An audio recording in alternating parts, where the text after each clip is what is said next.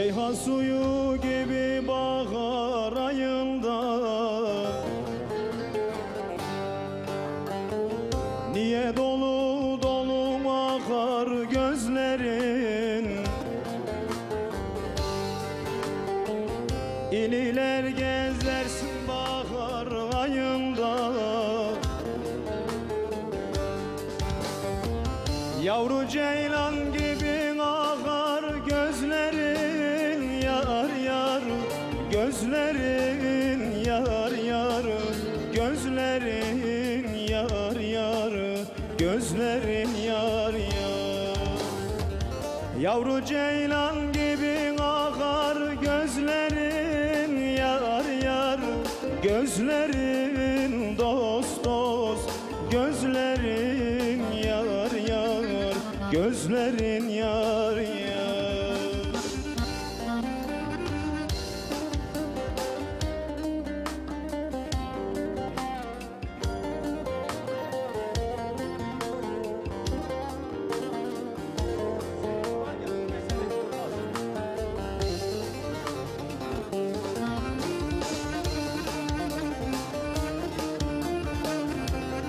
Dost dost gözlerin, yar yar gözlerin, yar yar.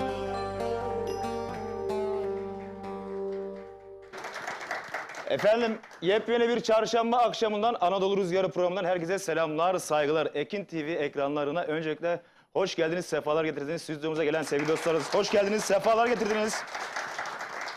Efendim, ana sponsorumuz Ekin Gayrimenkul Yönetim Kurulu Başkanımız Sayın Selahattin Bayram'a, Cihat Bayram'a, Genel Müdürümüz Emrah Binice katkılarından dolayı çok teşekkür ediyoruz. Ekin TV ailesine bir alkış gelsin mi sevgili dostlar? Sağ olsunlar, var olsunlar. Kameramanlar, rejisine, mutfakta hepsine selamlar, saygılar olsun. Efendim yine klavyede Taner Gamsız bizlerle beraber bu hafta. Bağlamada Aydın Vural bizlerle beraber. Altban sponsorlarımın hepsine ayrı ayrı teşekkürlerimi sunuyorum. Birazdan zaten onların isimlerini de zikredeceğiz. Bizlere mesaj yoluyla katılmak istiyorsanız sevgili dostlar, dediğimiz gibi Ekin TV'mizin WhatsApp hattından iletişime girebiliyorsunuz. Yalnız şunu söyleyelim programın başında. Küçük harflerle yazarsanız sistemimize düşmüyor. Evet, bu arada Altban sponsorlarımıza geçiyor zaten. Aydınlar Enerji'ye, Kadir Aydın'a teşekkür ediyoruz. Sağ olsun, var olsun efendim katkılarından dolayı. Dekor Ramat Ümit Kızıkaya çok teşekkür ediyorum. Sağ olsunlar, var olsunlar. Salih Doğan, Doğan Zincir'e çok teşekkür ediyorum katkılarından dolayı. Sağ olsunlar, var olsunlar. Ömer Hanoğlu, Hayrettin Kaya'ya, Kayahan Otocam servisine çok teşekkür ediyoruz. Sağ olsunlar, var olsunlar. Aslan Serhat Aydoğan'a çok teşekkür ediyoruz. Sağ olsunlar, var olsunlar. Aslan reklamcılığa. Evet, Pimak Cuma Ergün'e çok teşekkür ediyoruz. Yine bu akşam bizim misafirimiz oldu, sponsorumuz oldu Yasiyan Derneği'nin. Evet, Tarık Özdemir, Teknik Saç'a da çok teşekkür ediyoruz. Kendine de bu akşam, bu gece sponsor oldukları için teşekkürlerimi sunuyorum. Ok Dağıtım Kadir Coşkun'a çok teşekkür ediyoruz. Sağ olsunlar, var olsunlar efendim. Evet, 94.4 Radyo Ekini'nde evimizde, iş yerimizde, her yerde dinliyoruz. Bol bol Sıvat Polatlar'ın X istiyoruz. Doğru mu Doğukancığım? Evet. Efendim bizler başladık. Sevgili dostlar, saatlerimiz 24'e kadar bizler buradayız. Bu hafta konuğumuz Tokat Reşadiye Yasiyan Köyü Dernek Başkanımız Sayın Medet Özdemir ve Hüseyin abimiz bizlerle beraber. Ve birbirinden değerli misafirlerimiz Yasiyanlar burada. Yabancı yok değil mi başkanım? Hep Yasiyan. Yok, hepsi Yasiyan. Evet, hepiniz hoş geldiniz, sefalar getirdiniz tekrardan. İnşallah güzel bir program olmasını diliyoruz. Saatlerimiz 24'e kadar bizler buradayız zaten. Sevgili dostlar, isteklerinizi de yazabilirsiniz. Elimizin elde, dilimizin döndüğü kadar değerlendirmeye çalışacağız. Dedikten sonra tekrar hepiniz hoş geldiniz, sefalar getirdiniz dedikten sonra. Başkanım. Buyur. Öncelikle hoş geldiniz, sefalar Hoş getirdiniz. bulduk, teşekkür ediyorum. Medet Özdemir kimdir? Sizi bir kısa bir tanıyalım. Medet Özdemir 1963 Tokat Reşadiye Yasiyan Köyü doğumlu. İlkokulunu Yasiyan Köyü'nde okumuş. İlkokuldan sonra İstanbul'a gelmiş. Açık hava reklamcılığında 32 sene 6 ay görev yaptıktan sonra emekli olmuş. Emeklilikten sonra da ne yaparız? Siyasetin bir ucundan sivil toplum kuruluşları, spor kulüpleri derken bugün kendimizi burada bulduk. Evet, bir alkış gelsin başkana ya. Bu arada tabii Yasiyan Köyü gelirken sağ olsun evi boş gelmemiş. 2 tepsi baklavasıyla gelmişler. Kesenize bereket, teşekkür ediyoruz. Afiyet olsun. Afiyet olsun. Yine çiçek için çok teşekkür ederiz efendim. Tokat, başarılar dileriz. Tokat Reşadiye Yasiyan Köyü Dernek Yönetimi demiş. Bir alkış gelsin çiçeğimiz için. Sağ olsun, var olsun. Başta başkanımıza ve tüm dernek üyelerine, yönetimine saygılarımı, sevgilerimi sunuyorum. Şimdi bir Hüseyin abi tanıyalım. Başkanım daha sana sorularım var. Hüseyin abi sen de hoş geldin, sefalar getirdin. Seni bir tanıyalım. Adım Hüseyin Özdemir. Tokat Reşadiye Yasiyan Köyü, 1963 doğumluyum. İlkokul 1. sınıftan itibaren İstanbul'a taşındık. İstanbul'da okudum. Öğretmen okulu mezunuyum. Çanakkale Eğitim Yüksekokulu'nu bitirdim. Türkçe lisans tamamlama yaparak öğretmenlik hayatına başladık. Sınıf öğretmenliği, Türkçe öğretmenliği, okul müdür yardımcılığı, okul müdürlüğü yaptım. 36 yılı eğitim camiasında bitirdik ve 2 yıldır emekli olarak hayatımıza devam ediyoruz. Spor kulübünde yöneticilik yaptım Maşallah. uzun süre. Boş durmayalım dedik. Dernek yönetimi Yasiyan köyüne bir katkımız olsun dedik. Her şey Yasiyan için. Peki Hüseyin abi, Yasiyan Köyü'nün yönetimine girdiğin için pişman mısın yoksa gurur mu veriyor? Terlemeden Dernek konuş, gurur veriyor. Gurur veriyor. Evet. Ama insanların daha çok böyle destek vermelerini bekliyoruz. O destek azaldığı zaman bizleri biraz kırıyor diyelim ya da üzüyor mu diyelim. Ama gerçekten gurur verici. Evet. Girdiğiniz toplumlarda Yasiyan Köyü'nün adını zikretmek bir kere insanı mutlu ediyor. O gururu yaşamak dernekçi olarak büyük bir şey. Biz her platforma girmeye çalışıyoruz. Ve girdiğimiz platformlarda da Yasiyan'ın ağırlığını hissetmek gerçekten gurur veriyor. Eyvallah, teşekkür ediyoruz. İnşallah görevimize başarılar diliyoruz. Şimdi dernek başkanımıza soru sormak istiyorum birkaç tane. Başkanım, bu dernek başkanlığının kaçıncı dönemindeyiz? 2. dönem. İkinci Bitmek dönemindesiniz. üzere, evet. Hayırlı uğurlu olsun. Derneğimizin biraz kuruluşundan bahseder miyiz? Ne zaman kuruldu? Derneğimizi Hemen bu arada özür 1969'da Panodaki kurucularımız değil mi bunlar? Anadaki Kurucularımızı- 11 tane Evet. baba yiğit 1969 yılında o günün şartlarında bugünleri görerek gençleri nasıl daha topluma adapte ederiz düşüncesiyle bu derneğimizi kurmuşlar. Kurucularından hiçbirisi şu an hayatta değil. Allah Hepsine rahmet eylesin. Allah'tan Allah rahmet rahmet eylesin. diliyoruz. Mekanları cennet olsun. Mekanları cennet olsun hepsinin. Onların anısına da işte böyle bir konu 3 tane yaptırdık. 3 adet. Kısmet olursa bunun 2 tanesini burada, bir tanesini dernek eczanesine, bir tanesini lokalimize, bir tanesini de köydeki lokalimize Evet. göndereceğiz ve orada Geçmişini bunların bilmeyen kalıcı geleceğini olmasını bilemez. sağlayacağız. Aynen, tabii. Geçmişine sahip çıkmayan geleceğini Mutlaka, mutlaka. Yani inşa edemez. mutlaka. Tabii. Desturuyla yola çıktık. Hepsine rahmet diliyoruz. Dernekçilik gerçekten önemlidir. Hatta sorularımın içinde birazdan vardır. Ne mutlu ki onlara böyle bir dernek çatısı kurmuşlar ki şu anda bütün herkes o derneğin altında toplanıyor. Mutlaka. Bugün derneği olmayan köylerimiz var daha bizim. Evet. Memlekette olsun, farklı memleketlerde. Şu anda dernek kuramayan köylerimiz var daha doğrusu. Yani bir araya gelip de dernek kuramayan derneklerimiz var. 54 yıl önce kurmak Evet. Şimdi başkanım, peki derneğimizin yeri nerededir? Derneğimizin yeri Eyüp Sultan ilçesi Çırçır mahallesinde. 200 metrekare bir yerimiz var. Derneğin kendi mülkü. Evet. Tapusu derneğin adına. Şu anda da lokalimiz kahve olarak açık vaziyette hizmet veriyor üyelerimize. Eyvallah, teşekkür ederiz. Peki şu anda faaliyette var değil mi? Ben birkaç kere Var, geldim tabii, çünkü tabii. açık değil mi? Açık, sürekli açık. Evet, başkanımıza daha sorularımız var. Ben fazla başkanı terletmek istemiyorum. Yani ilk saatten hemen bunaltmak istemiyorum. Daha zamanımız var zaten, sorularımız var. Birkaç tane mesaj okumak istiyorum. Mesajdan sonra da arkadaşlar hazır mısınız? Bir eser yapalım. Yine ne yapalım? Bir eskisi gibi yapalım. Hep sendeyiz zaten. Hep sıkıntı yok. Hep sendeyiz zaten. Yani hep sendeyiz zaten. Evet, yöremizin değerli insanlarına İbrahim Şeyh'ten selamlar, saygılar. Doktor Ahmet Şahin demiş. İbrahim Şeyh'e selamlar, saygılar olsun. İyi yayınlar, konuklar ve sizlere selamlar olsun. Mehmet Şahin demiş. Çok çok teşekkür ederim Mehmet abiye. Sağ olsun, var olsun. İyi yayınlar. Ben Sivas Merkez Kalabalcık köyünden Aşık Ali'nin oğlu Ferhat Koçer. Suat abiden Hubiyar türküsünü istiyorum demiş. Eyvallah, teşekkür ediyoruz. Kardeşim inşallah reklamdan sonra Hubiyar türküsü bir tane okuruz sana. Suat Bey hayırlı akşamlar, sizlere ve ekibimize başarılar dileriz. Ben Gebze'den Aydın Güner Çakraz köyünden sizleri izlemeye devam demiş. Eyvallah, Çakraz'a selamlar, saygılar olsun. Sizleri izlemek bu kış gününde insanın için ısıtıyor. Herkese iyi geceler diliyorum. Yöremizin sanatçı Suat Bey'in ve komşu köyümüz olan Yağsiyan Köyü Dernek Başkanı dostum Medet Özdemir'in nezdinde tüm katılımcılara ve ekran başındaki izleyenlere sevgi ve saygılarım, muhabbetimi selamlıyorum. Ferhat Eymir Köyü'nden demiş. Ferhat Teşekkür ediyoruz evet. Ferhat'a. Selamlar, saygılar olsun Ferhat abi. Hayırlı akşamlar Suat Bey. Sizi zevkle izliyorum. Size ve konuklarınıza başarılar diliyorum. Sizden Tokat türküsünü çalmanızı istiyorum. Yağsiyan Derneği'ne başarılar diliyorum. Mesudiye 3 yoldan Feyzullah Samet Işık selamlar demiş. Eyvallah. Teşekkür ediyoruz. Mesudiye'ye selamlar, saygılar olsun. İyi yayınlar. Ben Suat Bey, senin programınızı izliyoruz. Bahattin Kilci, Yazıcı Kasabası CHP meclis üyesi adayı selamlar demiş. Bahattin abi sen de mi meclis üyesi aday oldun? Bu sene herkes aday oldu. Ben de olsaydım keşke aday. Harbiden başkanım. Yani son bir haftadan beri meclis üyelerinin adaylarının şeylerine katılmaya başladım artık. Programlara Evet. katılmaya başladım. Parti Tam dolaşıyorum siyaset artık. zamanı. Bahattin abi, Rabbim yolunu bahtını açık etsin. Her zaman yanındayız, sıkıntı yok. Allah hayırlı uğurlu etsin. Merhabalar, biz Sivas Karabalcık Köyü'nden Kırbiye Turan Onay, sevgili Suat Bey'den hani neredeler türküsünü istiyoruz. İyi yayınlar demiş. Eyvallah, Sivas'a da teşekkür ediyoruz. Her hafta bizi takip ediyorlar. Suat Bulat'tan hani neredeler türküsünü çalar mısınız? Tokat Reşadiye Yağsiyan Köyü bütün köylerimize selamlar olsun demiş. Eyvallah. İyi akşamlar tüm Yağsiyanlara selamlar. Sevdadır Yağsiyan demiş. Eyvallah. Çok çok teşekkür ediyoruz. Sağ olsunlar, var olsunlar efendim. Bu arada yine bizi ekran başında şu anda bizim kendi köyümüzün eski bir dönem yani dernek başkanlarından bir ara Tokat Spor'un başkanlığı yapan Ali Osman Demir abimiz diyor şu anda. Suat'cığım başarılar diliyorum demiş. Sağ olsun, var olsun, sizlere de selam var ve her zaman yanındayım demiş. Ali Osman abi, senin yanına geleceğim.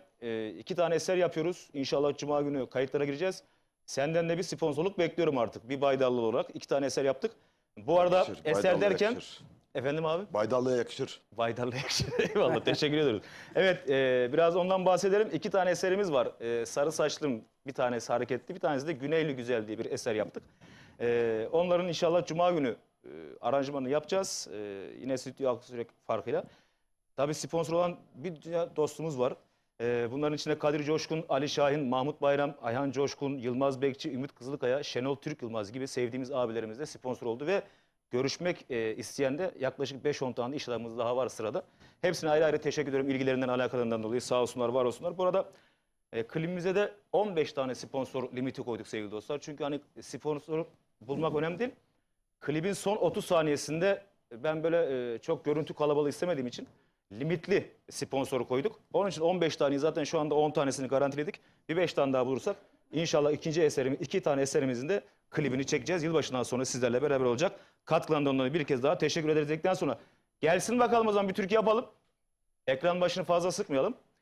Şöyle güzel bir Ali Kızılt Üstadımızdan neler vermezdim senin uğruna diyelim. Yöresel türkümüze 2. saatte geçeceğiz. Çünkü yöresel bayağı isteklerimiz var. Evet. Su içebilirsiniz Hüseyin abi, başkanım. Siz...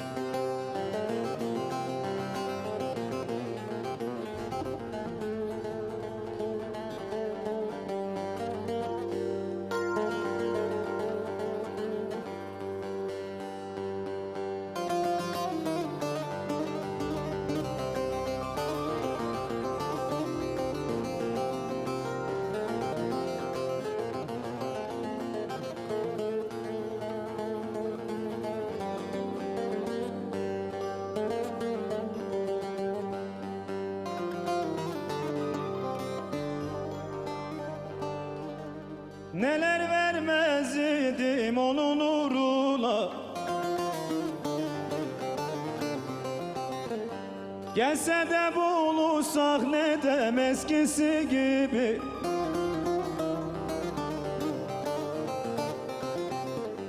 Giyse kuşansa da inse yollara, sarılsak ağlasak da nidem eskisi gibi, eskisi gibi.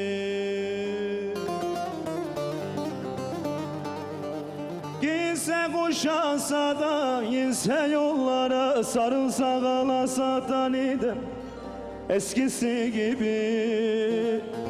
Ah ah eskisi gibi.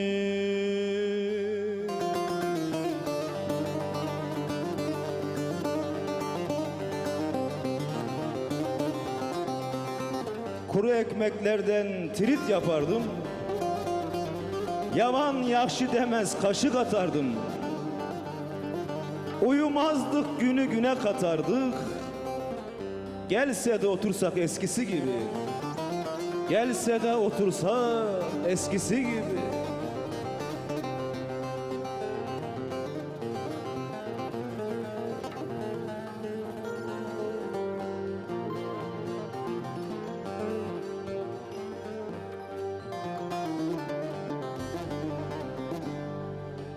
Dudağı çatlaktı, elleri yarık. Yırtık çorabıyla çitik ne çarık.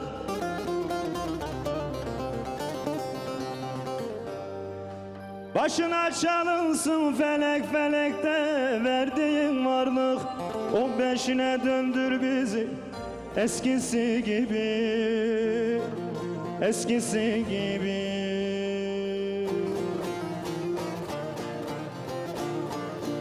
Başına çalınsın felek felekte verdiğin varlık. 15'ine döndür bizi eskisi gibi. Eskisi gibi.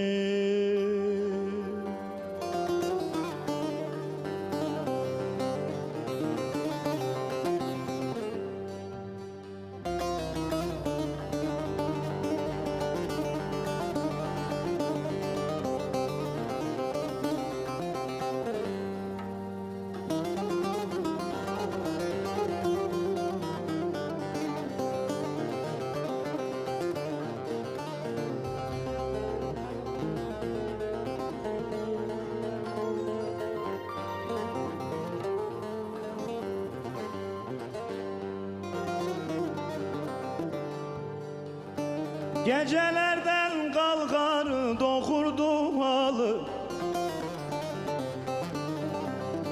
Bazı ula derdi de bazıdan hali. Önümüze kaçsak da davarı malı, çıksak yaylalara da nidem eskisi gibi. Eskisi gibi.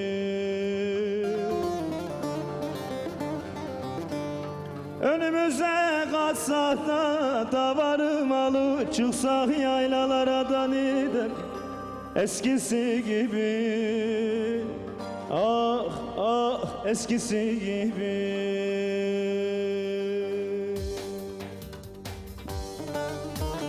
Haydi bakalım stüdyo, ekran başı.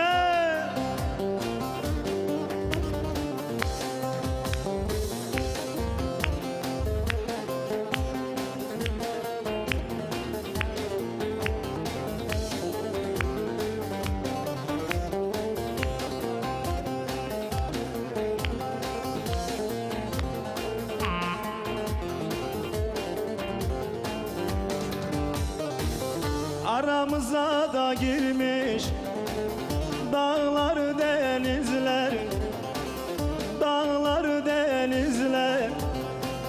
Gelemem diyorum öf sen gel diyorsun.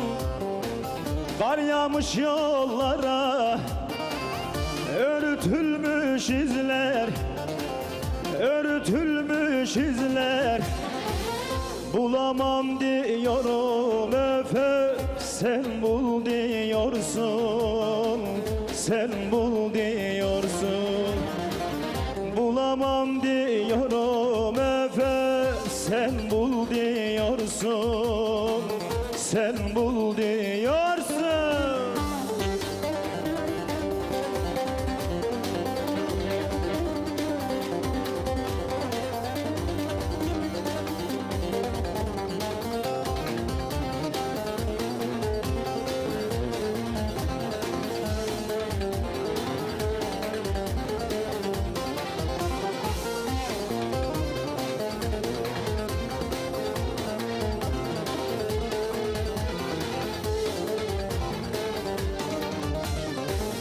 Salma bu sevgimiz sence yaygara, sence yaygara. Ne dertler bıraktın öf öf hep sıra sıra. Sen yoksun ya böyle böyle ıssız Ankara, ıssız Ankara. Duramam diyorum öf öf sen dur diyorsun, sen dur diyorsun. Duramam diyorum öf öf sen dur diyorsun, sen dur diyorsun. Haydi bakalım stüdyo. Ver çevuşmuyu. Ekran başı. Ekin TV.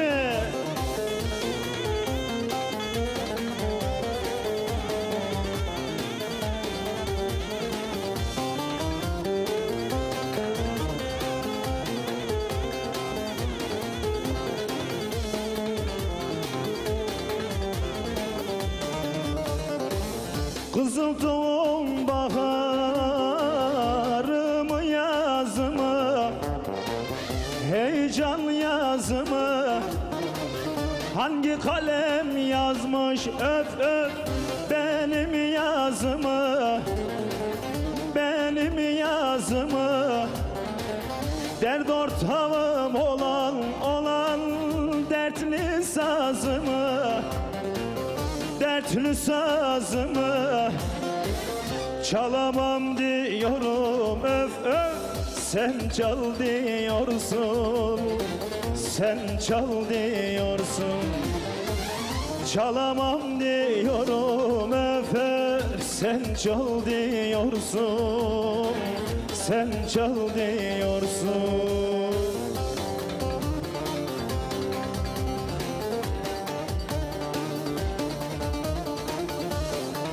Haydi bakalım.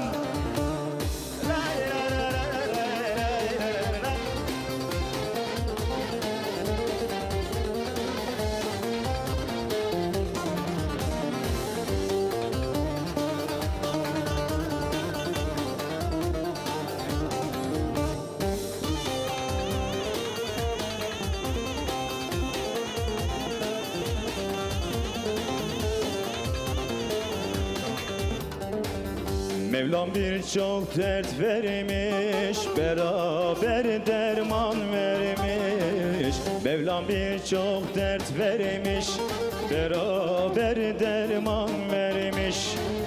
Bu tükenmez derdime neden ilaç vermemiş? Diley diley diley yar, diley diley diley yar, diley diley yar. Bu tükenmez derdime neden ilaç vermemiş? Diley diley diley yar, diley diley diley yar, diley diley yar.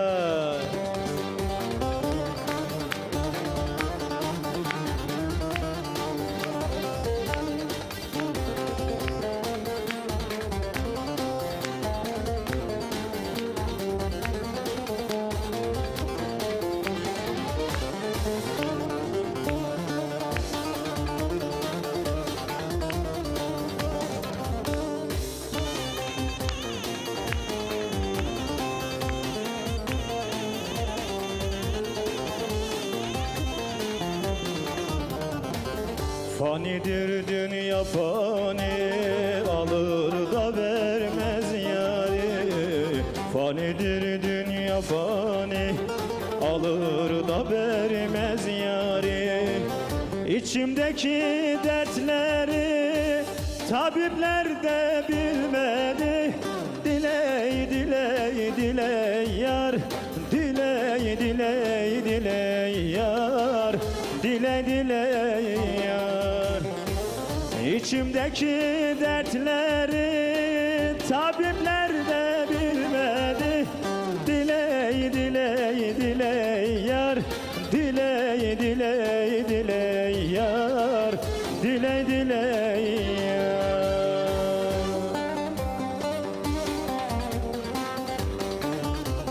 Haydi bakalım. Malatya'ya doğru gidelim birazdan. Malatya'ya.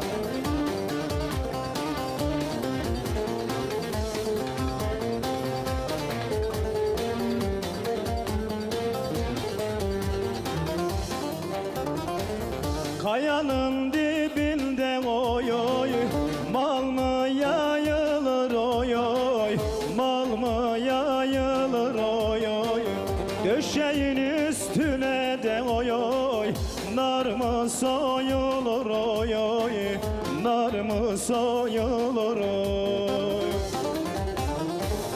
Bir kez görmeyle oy oy, yar mı sayılır oy oy, yar mı sayılır oy oy.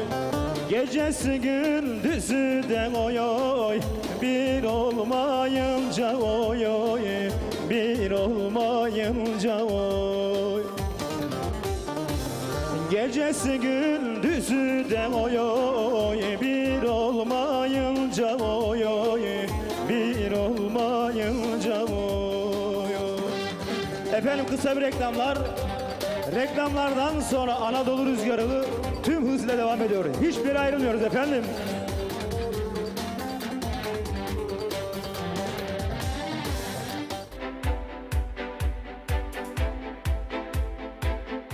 Sevgili izleyenler herkese merhabalar. Şu anda bizler Ekin Gayrimenkul olarak Lüleburgaz Çiftlikköy'deyiz.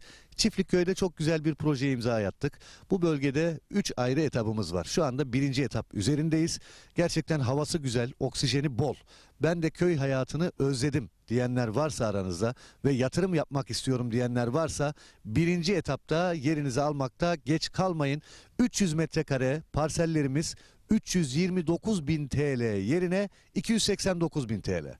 Evet, yanlış duymadınız. 329.000 TL yerine 289.000 TL'ye buradan bir parsel sahibi olabilirsiniz. 1. etapımızda toplam 50 parsel var. Elinizi çabuk tutun. Hafta içi hafta sonu servislerimiz mevcut. Ekran altında numaramız var. Bir de ben söylemek istiyorum. 0212 486 39 0. 0212 486 39 0. Kısmi vade seçeneğimiz var. Takas seçeneğimiz var. Arazimiz hemen asfalta cephe. Kadastro yolu var. Evet, gördünüz zaten. Görüntüleri de görüyorsunuz. Hemen arkamızda bungalov ev var. İşte burada şu anda yaşayan var. Hafta sonları geliyor, pikniğini yapıyor ailecek. Gerçekten konum olarak güzel bir bölgede. Bulunduğumuz yerde elektrik yakın ve yine Seyitler tren istasyonu var yürüme mesafesinde. Bu da çok önemli bir ayrıntı. Yani ileride burası faaliyete geçtiği zaman Küçükçekmece'den çıkıyorsunuz hızlı trenle yarım saatte arazinize kadar geliyorsunuz ve yürüme olarak da maksimum 5 dakika 1 kilometre bile yok.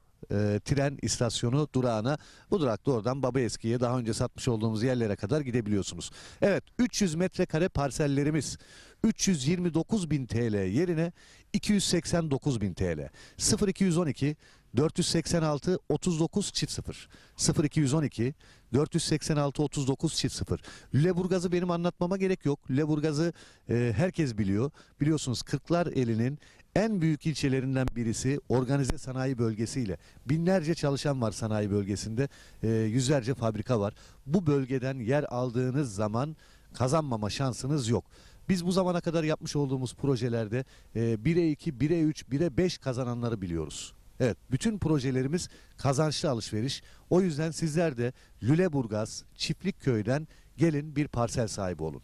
300 metrekare parsellerimiz, ana asfalta cephe, dümdüz bir yer, yeşil bir alan. Ekranlarda görüyorsunuz zaten. 329.000 yerine 289.000 TL. Şok fiyat. Bu fiyatı kaçırmayın. Hafta içi hafta sonu servislerimiz var. Hangi gün müsaitseniz söyleyin, sizi getirelim. Özellikle hafta sonu kalabalık bir şekilde geliyoruz. Sabah kahvaltımızı yapıyoruz. Araçlarımız saat 11'de Beylikdüzü'nden kalkıyor. Beylikdüzü'nden hep birlikte geliyoruz. Arazimizde sunumumuzu yapıyoruz. Arzu edenler beğeniyor. Tapunuzu hemen alıyorsunuz. Önce tapunuzu alıyorsunuz. Sonra ödemenizi yapıyorsunuz. Evet, görüyorsunuz ne kadar güzel. Hobi bahçesi yapmış. Ekranda gördüğünüz yerleşimin hemen yanında tren istasyonuna çok yakın konumda olması bir artıdır. Lüleburgaz'a da 15 dakika mesafede araçla.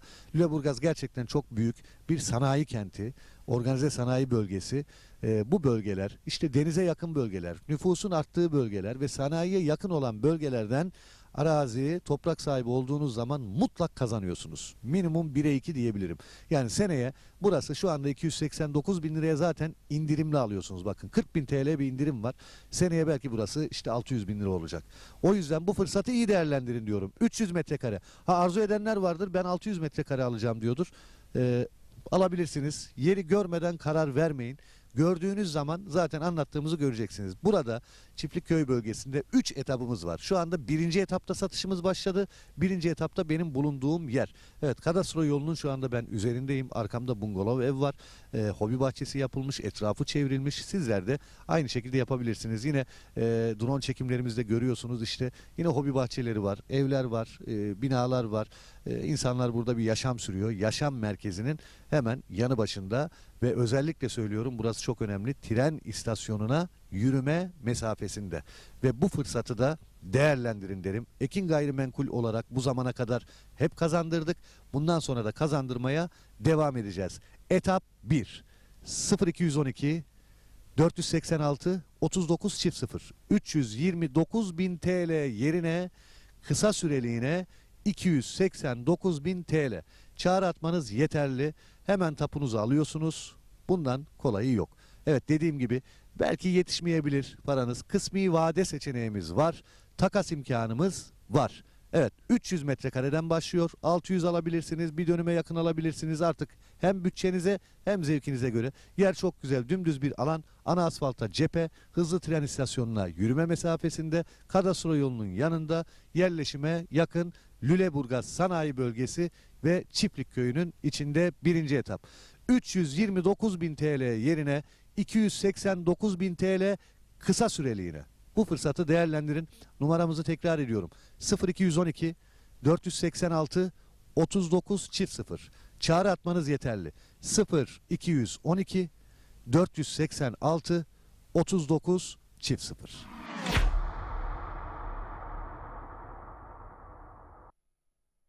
Sevgili izleyenler, herkese merhabalar. Şu anda bizler Ekin Gayrimenkul olarak Lüleburgaz Çiftlikköy'deyiz.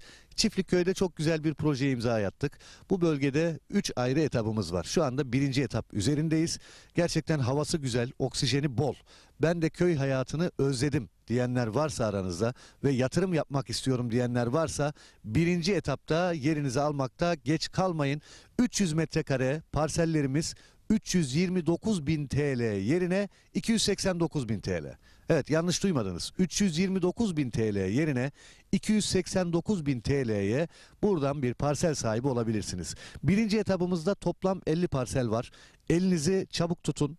Hafta içi hafta sonu servislerimiz mevcut. Ekran altında numaramız var. Bir de ben söylemek istiyorum. 0212 486 39 0. 0212 486 39 0. Kısmi vade seçeneğimiz var. Takas seçeneğimiz var. Arazimiz hemen asfalta cephe. Kadastro yolu var. Evet, gördünüz zaten. Görüntüleri de görüyorsunuz. Hemen arkamızda bungalov ev var. İşte burada şu anda yaşayan var. Hafta sonları geliyor, pikniğini yapıyor ailecek. Gerçekten konum olarak güzel bir bölgede. Bulunduğumuz yerde elektrik yakın ve yine Seyitler tren istasyonu var yürüme mesafesinde. Bu da çok önemli bir ayrıntı. Yani ileride burası faaliyete geçtiği zaman Küçükçekmece'den çıkıyorsunuz hızlı trenle, yarım saatte arazinize kadar geliyorsunuz ve yürüme olarak da maksimum 5 dakika, 1 kilometre bile yok. Tren istasyonu durağına, bu durakta oradan Babaeski'ye, daha önce satmış olduğumuz yerlere kadar gidebiliyorsunuz. Evet, 300 metrekare parsellerimiz 329 bin TL yerine 289 bin TL. 0212 486 39 0. 0212 486 39 0. Lüleburgaz'ı benim anlatmama gerek yok. Lüleburgaz'ı herkes biliyor. Biliyorsunuz Kırklareli'nin en büyük ilçelerinden birisi, organize sanayi bölgesiyle. Binlerce çalışan var sanayi bölgesinde. Yüzlerce fabrika var. Bu bölgeden yer aldığınız zaman kazanmama şansınız yok.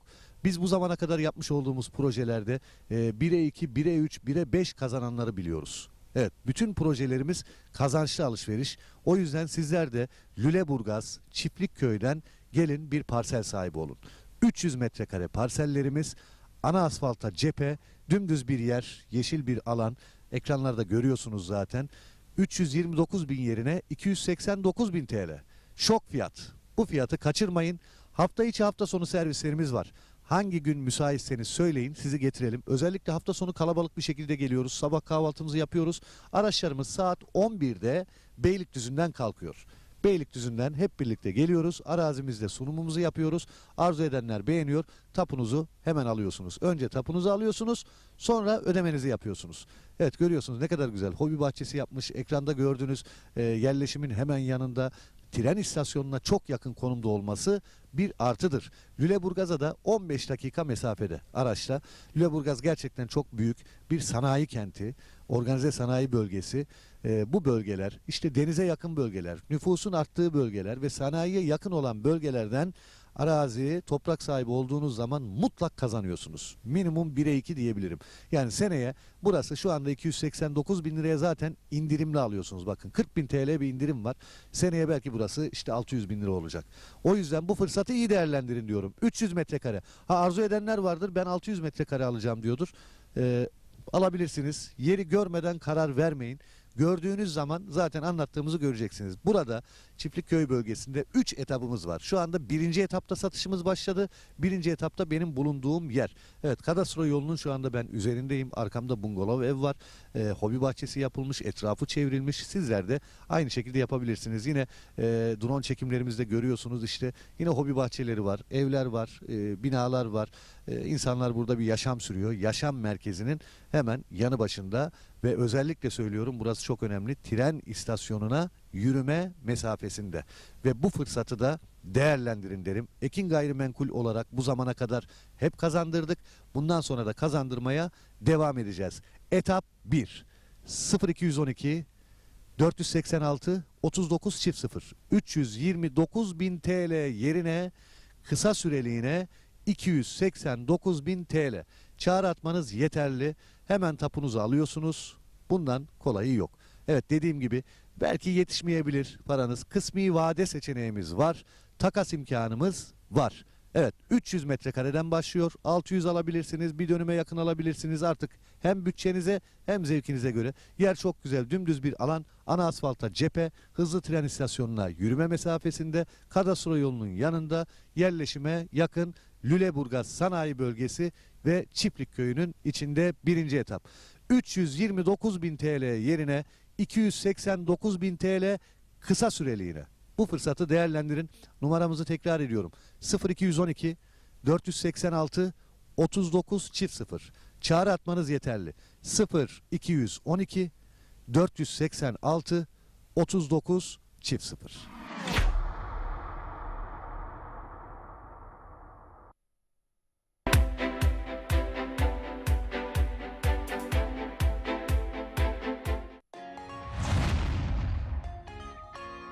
Herkese hayırlı akşamlar, hayırlı akşamlar. Bizler geldik. Saatler 19.30'u gösterdi. Yani Dadali Show'un saati ama Perşembe deyince bizim de çift tarifimiz. Hafta içi her gün 08-09 arası Ekin Radyo'da, her Perşembe 19.30'da da Ekin TV'de Dadali Show sunuyor. Sevdalı, sevdalı, sevdalı. Dadali Show'un bu haftaki konuğu Edo Sultan.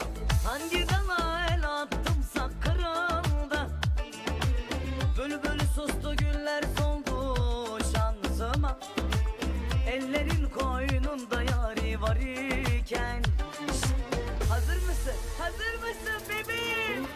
Ne kahpeler düştü benim şansıma. Dadali Show her Perşembe saat 19.30'da Ekin Türk TV'de sizlerle. Sivas Bileşenleri Konseyi tarafından organize edilen Uluslararası 4. Sivas Enveri Aşık Veysel Ödülleri takdim töreni 2 Aralık 2023 Cumartesi günü saat 17'de Esenler Doktor Kadir Topbaş Kültür Sanat Merkezi'nde Mustafa Yılmaz, Dilara Kırmız ve Müslüm Türkcan'ın sunumlarıyla gerçekleştirilecektir. Girişler ücretsiz olup tüm halkımız davetlidir.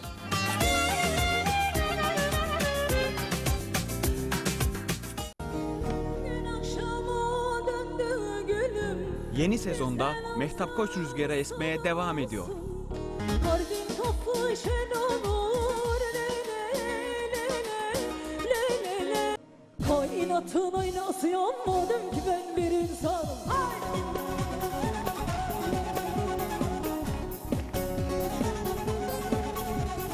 Hakkın varlık deryası yanmadım. Birbirinden değerli konuklarıyla Mehtap Koç ile Coş Coş programı her Perşembe saat 22'de Ekin Türk TV'de sizlerle. İçilir mi? Solar soğuk içilir mi? Bu keyifli programı sakın kaçırmayın.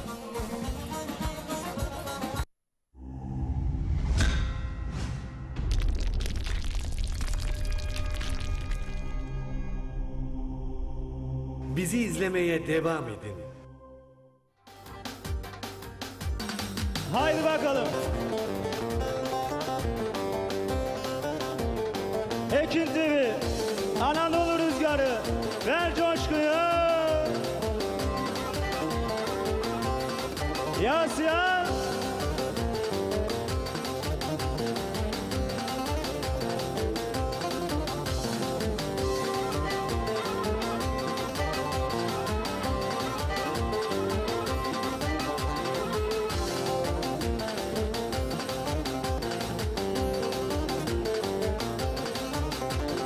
Bugün bayram günüdür, oy oy cıngılım püskülüm. Öp babamın elini de öp anamın elini. Öp babamın elini de öp anamın elini. Anam nereden bulurdu, oy oy cıngılım püskülüm. Senin gibi gelini de senin gibi gelini. Senin gibi gelini de senin gibi gelini. Evlerinin önüne gide gele yoruldum. Karahisar'ın içinde cıngılıma vuruldum. Evlerinin önüne gide gele yoruldum. Karahisar'ın içinde cıngılıma vuruldum. Haydi bakalım. Yansıyan coştu.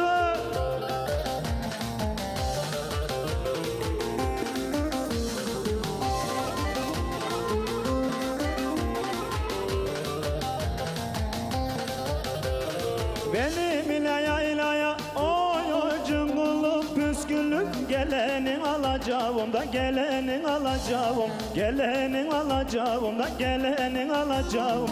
Abaylımı düşürdüm oy oy cıngılım püskülüm. Öp babamın elini de öp anamın elini. Öp babamın elini de öp anamın elini.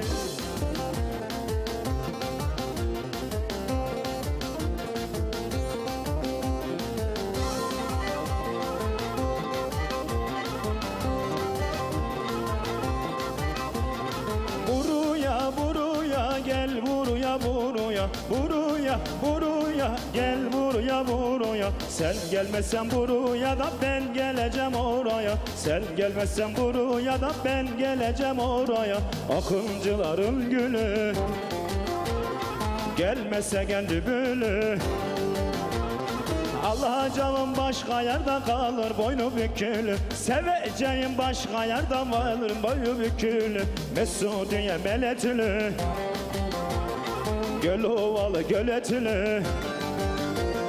Yaylalarda büyümüş de tam dereli kümetülü. Yanakları bal küpüden dudakları şerbetli.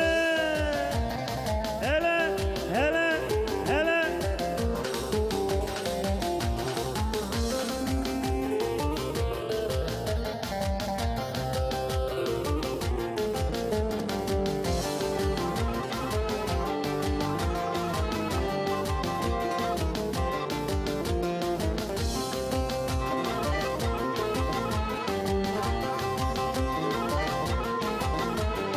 Gelmedi gelmedi yar yanıma gelmedi. Gelmedi gelmedi yar yanıma gelmedi. Ona gönlümü verdim de kıymetimi bilmedi. Ona gönlümü verdim de kıymetimi bilmedi. Akıncıların gülü gelmese kendi bülü. Alacağım başka yerde kalır boynu bükülü. Seveceğim başka yerde kalır boynu bükülü. Mesudiye meletülü, göl ovalı göletülü. Yaylalarda büyümüş de tam dereli kümetini. Yanakları bal küpü de dudakları şerbetli. Hele hele hele topuklar.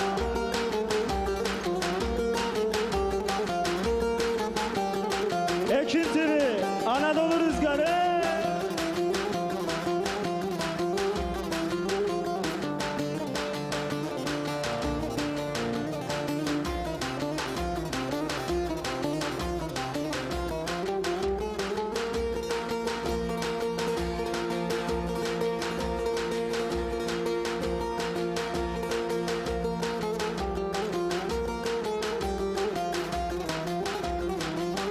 Ay maşallah.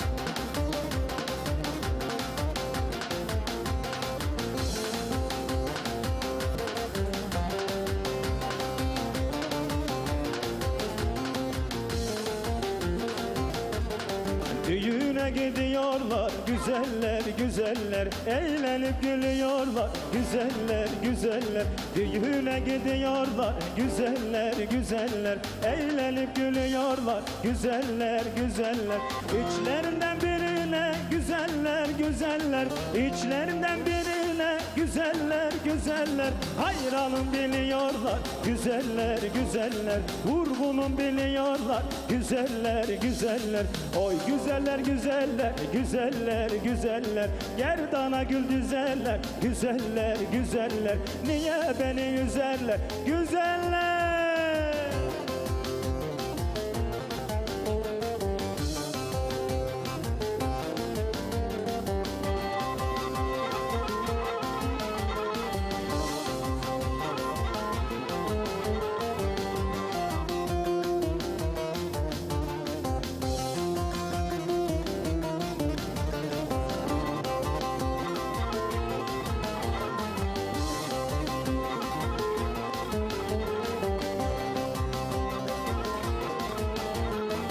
Pınara dudu geldi, ağaca dudum yar yar, ince dudum oy oy.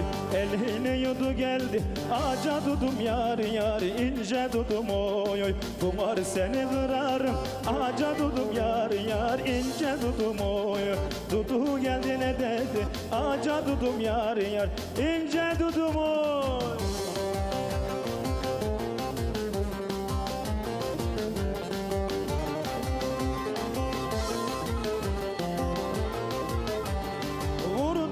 Davula, çal zurnacı zurnayı.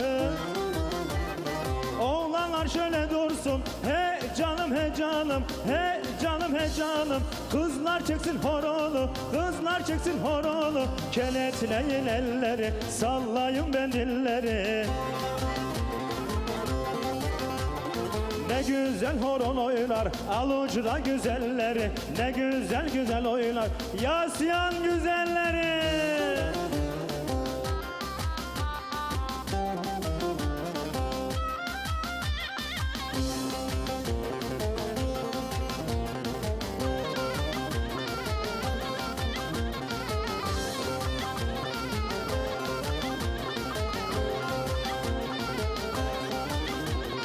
Denizde makaramız, Irak düştü aramız. Eller ne derse desin, yine yakın aramız. Denizin ortasında saman yanıyor saman. Bak eller evleniye, benim düğün ne zaman. Denizin ortasında saman yanıyor saman. Bak eller evleniye, benim düğün ne zaman.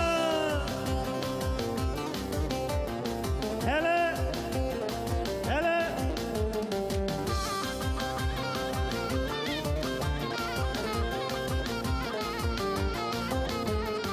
Git gelirim gelirim endekte eğlenirim. Ne kadar güzel olsan üstüne evlenirim.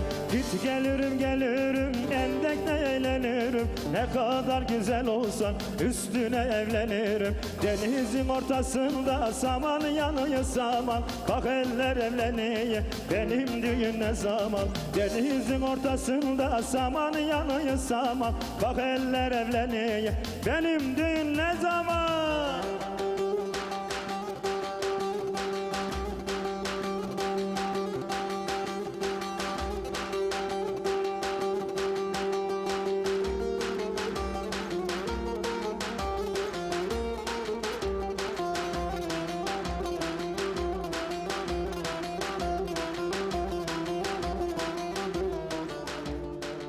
Eyvallah, eyvallah. Vallahi ayaklarınıza sağlık. Vallahi muhteşemsiniz. Vallahi güzel pozitif enerji oldu. Yasyan. Efendim ikinci saatimizden Anadolu Rüzgar programına herkese selamlar, saygılar. Tabii Yasyan. Yasyan horonu oynar. Değil mi? Oynar. Vallahi kendinizi bir alkışlar mısınız ya? Muhteşemsiniz. Tebrik ediyorum. Evet, şimdi geldik. Programımıza devam ediyorum. Mesajlarımız var. Başkanlarımıza sorularımız var. Hüseyin abi sen hazırlığını yap. Senden bir şiir alacağız. Ben başkana birkaç tane soru sormadan önce sorayım. Sen de hazırlığını yap. Arkadaşlar siz de fon müziği verin. Taner'cim bu arada bizi şu anda Avusturya'dan izliyorlar değil mi? Nurcan halan izliyor, anneannen izliyor. Anneannenin ellerinden öpüyoruz. Avusturya'ya selamlar, saygılar olsun. Sıradaki türkü şu anda biz Avusturya'da izleyen bütün gurbetçilerimize gelsin. Evet, şimdi başkanım. Biraz yaptığımız faaliyetlerden bahseder miyiz? Yani dernek başkanlığı olduğunuzdan bu yana yaptığımız biraz faaliyetlerden bahsedelim. Şimdi derneğe ilk geldiğimizde derneğimiz kapalıydı. Derneğimizi işte masa sandalyesi yoktu, boya badanası. Tamiratlarına bakımını yaptık. Masa sandalyesini aldıktan sonra derneğimizi faaliyete geçirdik. Ses ver. Onun dışında köyümüzde ilk etapta tabi burada Baydarlı'yı da söylemeden geçemeyeceğim. Yani benim köyümü söyle. Baydarlı Belediyesi'nin de katkılarıyla, destekleriyle Ümit Başkan'a da buradan çok teşekkür ediyorum. Mesajı var, Kendisine birazdan okuyacağım. Ümit Başkanım bize- nasıl çekmiş. Bize çok büyük katkıda bulundu, destek oldu. Allah razı olsun. Allah razı olsun kendisinden ve başkandan. 3000 metrekare köyümüze kilit taş döşedik. Köyümüzü iki koldan mezarlığımıza giden, yayla yoluna giden yolun parke taşla döşenmesini sağladık. Bunun akabinde 2 adet piknik organizasyonu yaptık. Birisi İstanbul'da, birisi köyde olmak üzere. Evet. Fakat buradakini yağmurdan dolayı İptal sizin de ettiniz. şey olduğunuzda konuk olduğunuz programı iptal etmek zorunda kaldık. Köyde bir yayla şenliği yaptık. Onun dışında köyümüzde bazı eksiklikler vardı. Bunları gidermeye çalıştık. Köyümüzde 5 adet hazine arazisini satışa çıkarılmıştı. Bunları Hazine Müdürlüğü ile ve Milli Emlak'la görüşerek köyümüzün mera olarak, köy merası olarak tescillendirdik. Bir tanesi duruyor. Bunun üzerinde de çalışmamız devam ediyor. Köy muhtarımızla beraber bunu takip ediyoruz. Bunun dışında köyümüzde bir sağlık ocağımız vardı. Kullanılmıyordu, atıldı. Köyümüze haftada bir aile hekimimiz geliyor, hemşiresiyle beraber hastalarımızı muayene ediyor, ilaçlarını yazıyor. Sağlık ocağını faaliyete geçirdik. Boya badanası, kapıları, doğramalarını yaptırdık. Elektrik aboneliği iptal olmuştu. Bunun elektriğini aldık. Faaliyete geçirdik sağlık ocağımızı. Bunun dışında sağlık ocağımızın üzeri kiremitti. 87 yılında yapılmış bir binaydı. Buranın üzerine bu sene yine özel idaremizin katkılarıyla muhtarımızla beraber saç yaptık. Köy konağımız var. 300 metrekare bir binamız. Bunun üzeri de yine kurucu başkanlarımızdan bir tanesinin katkılarıyla yapılmıştı. İsim de vereyim burada. Nami Özdemir'in anısına. Allah rahmet eylesin. Kendisine rahmet diliyoruz. Bu sene de çocuklarının desteğiyle, teknik saç katkılarıyla sacını aldık, temin ettik. Ve işçiliğini de köy halkımızla beraber, muhtarımız, derneğimiz işbirliğiyle, köylülerimizle beraber bu iki binamızın üzerine onardık.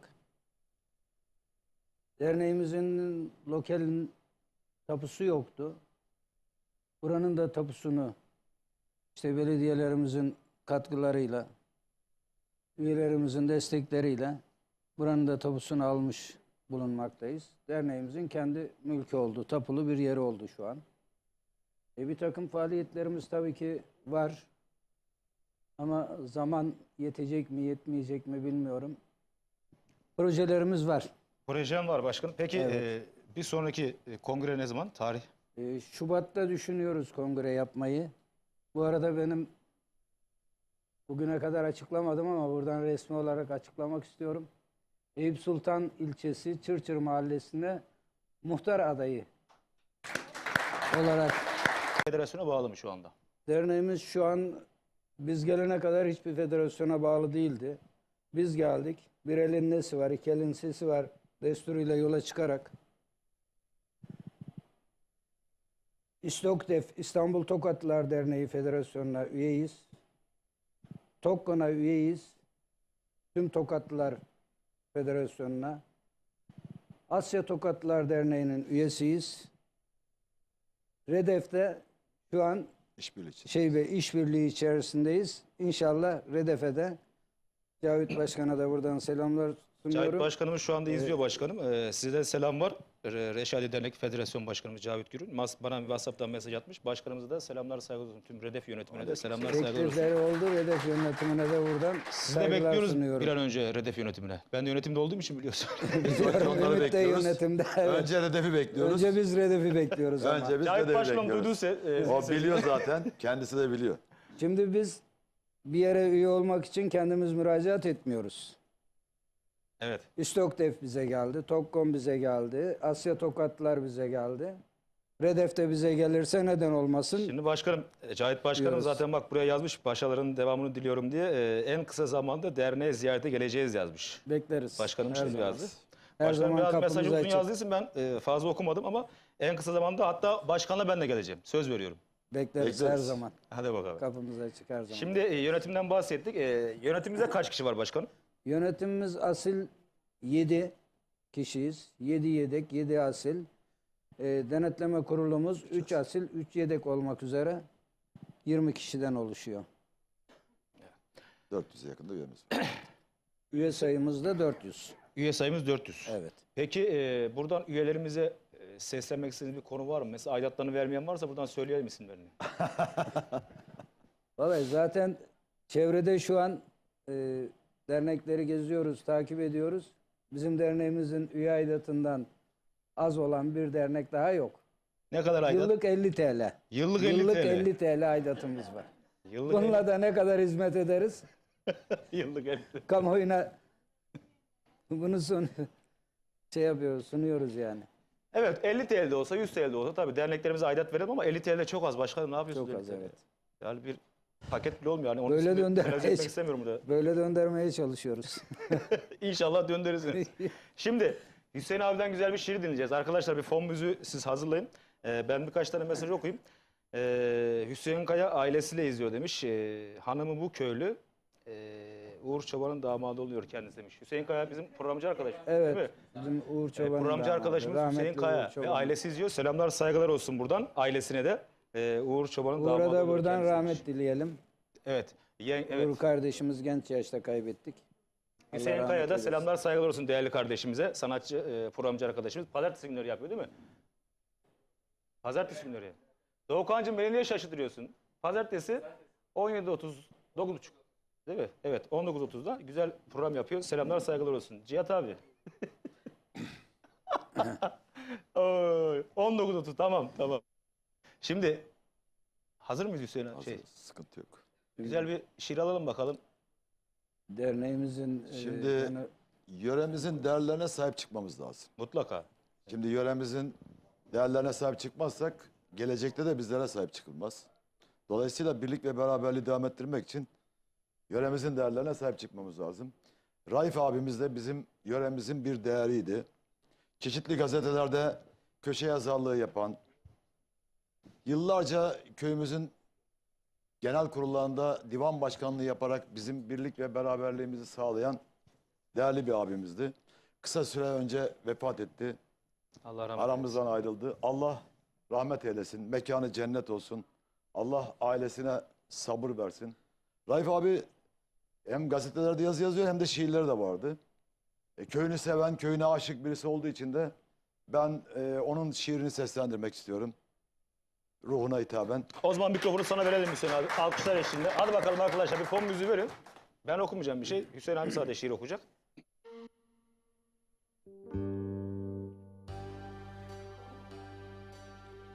Yasyan. Gelenden, geçenden haberin aldım. Yine yeşillenmiş bağlar yasyan. Hasretliğin arttı, bu yılda kaldım. Gönlüm için için ağlar yasyan. Gözümde tütüyor senle kaynarca.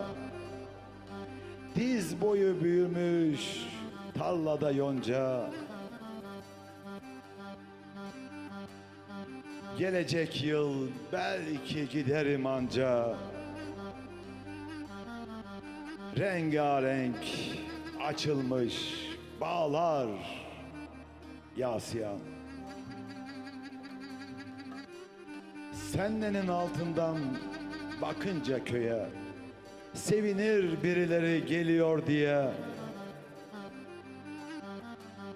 Sevda aşka döner mi bilmem ki niye. Geri gelmez geçen yıllar yasyan.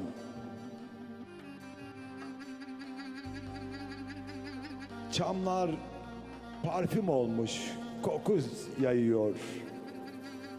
Çobanlar seyvanda iliç soyuyor. Gökte yıldız seke seke kayıyor. Ağacolukta dere çağlar yasyan. Dağı taşı sarmış alı mor çiçek. Seni görmeyenler nereden bilecek? Şarkı besteliyor dallarda böcek. Eriyor içimde yağlar yasyan. Sarmaş dolaş olmuş kediyle köpek. Kurbağalar şarkıya başlamış tek tek. Çağırıyor beni sonsuz gelecek. Bir şeyler yolumu bağlar yasyan. Raif abime Allah rahmet eylesin. Yasyan aşığı, Yasyan sevdalısı olarak aramızdan ayrıldı. Mekanı cennet olsun. Ağzına sağlık hocam. Teşekkür Eyvallah, ederim. teşekkür ediyoruz. Hüseyin abi senin de ağzına, yüreğine sağlık. Evet, birkaç tane mesaj okuyalım arkadaşlar. Ondan sonra biz de bir yaylaya doğru çıkalım mı? Şu anda yaylada kar var. Var değil mi Yasin'de? Var değil mi illaki var. Şu anda eminim ki köyde de zaten közün sobanın içine patates atmışlardır. Patates de bağ çiftliği patates Baş olur da daha iyi çiftliği olur. patates. Beyaz Bağ olur. çiftlik derken Mahmut abi hangi kameradayız ya? Mahmut abi benim çuvallarım ne oldu abi? Bir çuval otobüs patates bana söz vermişti. Mahmut Bayram Bağ çiftlikten buradan selamlar saygılar olsun. Klip sponsorum. Patatesimi bekliyorum. Ne bakıyorsun canım? Sana patatesi yok. Hadi sana Cihat yönetmenim sana hepsi feda olsun ya. Sıkıntı yok. Bir çuvalın hepsini getireceğim, hatta Ekin TV'ye getireceğim. Söz, tamam. Ama bir dakika, söz mü derken şimdi şimdi içeridekiler diyecek ki bu kimle konuşuyor diyecek. Ben yönetmenle konuşuyorum. Ama Mahmut abi getirirse getireceğim. Değerli yönetmenim. Mahmut abi getirmezse getirmem yani. Ama Mahmut abi de getirir. Ben onun sözüne güveniyorum. Birkaç tane mesaj okuyalım, ondan sonra da güzel bir yöresel şöyle yayla havası yapalım. Hayırlı akşamlar, Medet Özdemir ve Hüseyin Özdemir Başkan ekibine başarılar dileriz. Erdal Araz demiş. Yusuf Bekdemir'den selamlar Yasyan. Başkanımız seni çok seviyoruz, selamlar saygılar demiş. Anadolu Rüzgarı programına başarılar dilerim. Sevene sevgi dolu yüreğim var, iki yüzlü olana ahım var. Ahımı alan sürünür vallahi. Sıradaki türkü sevenlerime gelsin. Bartın Toki Üçüncü etaptan İbrahim Güner. Abi benim programa niye böyle istemli mesajlar geliyor? Ben bilmiyorum ki. Eyvallah, selamlar, saygılar olsun. Suat Bulat, iyi eğlenceler dilerim. Büyükçekmece Salim Ocak, selamlar. Ben senden Akkuş'un gürgenlerini çalarsanız memnun olurum. Düğürüm Salih abi, selamlar. Erbaa Salkım Ören'e gelsin demiş. Eyvallah, teşekkür ediyoruz. İyi akşamlar Reşadiye Döllük, Cemalettin başarılar dilerim demiş. Eyvallah, teşekkür ediyoruz.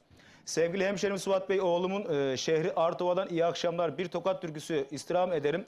Artovalara gelsin, iyi yayınlar demiş. Sıradaki türkü size gelsin efendim, Tokat türküsü. Ferdane Sultan Bekdemir, Erkan Bekdemir, başarınızın devamını bekliyoruz. Yasiyenköy demiş. İyi akşamlar Suat abim. Ben Tokat Reşadiye Bozcalı kasabasından Salih Can. Sizden babam türküsünü istiyorum. Bu türkü İstanbul'dan halama Samsun'da oturan amcam ve yengeme gelsin demiş. Eyvallah. Bozcalı'da selamlar. Saygılar olsun. İyi yayınlar. Ben Tokat Reşadiye Kaşpınar Köyü'nden Behçet Er. Bu güzel yayını sunan Suat Bulat Beyefendi'ye, konuklara, Yasiyan Dernek Başkanı Medet Özdemir'e, Hüseyin Hoca'ya ve ekran başındaki izleyenlere selamlar olsun. Benim ikinci köyüm olur demiş. Eyvallah. Teşekkür ediyoruz. Onların köyü de bizim köyümüz. Kaşpınar'da selamlar, saygılar olsun.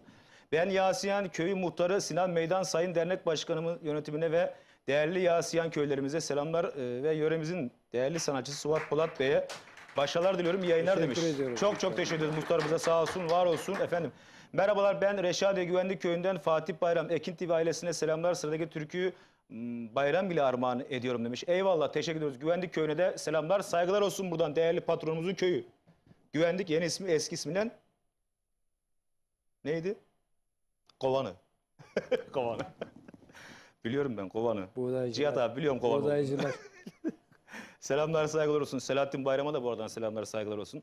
Merhaba, iyi akşamlar dilerim. Ben Altınşehir'den Kenan Bulucu. Sizden güzel bir eser istiyorum. Sizlere ve bütün Sivas Su şehri Yamaç Köyü'ne armağan ediyorum demiş. Eyvallah, teşekkür ediyoruz. Öncelikle iyi akşamlar. Ben annem için Anam İnen Taş'a bağlamış türküsünü istiyorum. Şimdiden teşekkür ederim. Tokat Reşadiye Ketenili Köyü'nden selamlar, saygılar demiş. Eyvallah, vallahi bu akşam İskesür komple izliyor herhalde bizi. Hepsi izliyor. Vakıfları izliyor, İskesür izliyor. Selam ve sevgilerimle Yasiyan Köyü'nden Hasan Özdemir. Tüm Yasiyanlar köylerine selamlar demişler. İyi akşamlar, iyi yayınlar. Tüm köylerime saygı ve selamlarımı sunuyorum. Program hazır. Hayatınızda başarılar dilerim. Ben Hayrettin Bekdemir. Kızı Eda Nur Çakır demiş. Eyvallah. Çok teşekkür ediyoruz. Hazır mıyız arkadaşlar? Hadi bakalım bir türkü molası verelim. Türküden sonra da tekrar dernek başkanlarımıza sorularımız var. Gelsin bakalım şöyle bir yaylaya doğru çıkalım.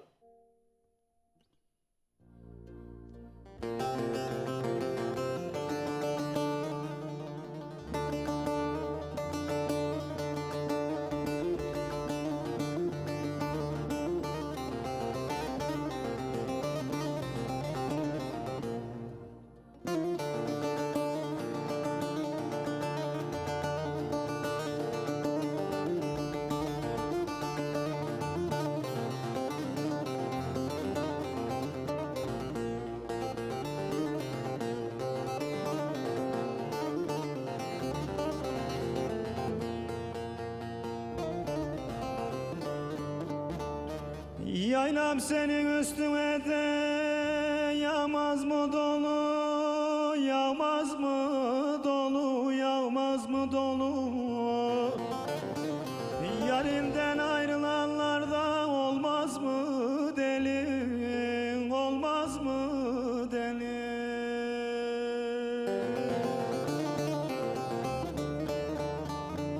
Günde 15 kere de gördüğüm yari şimdi 6 aylardan da göremez oldum, göremez oldum. Günde 15 kere de gördüğüm yari şimdi 6 aylardan da göremez oldum, göremez oldum.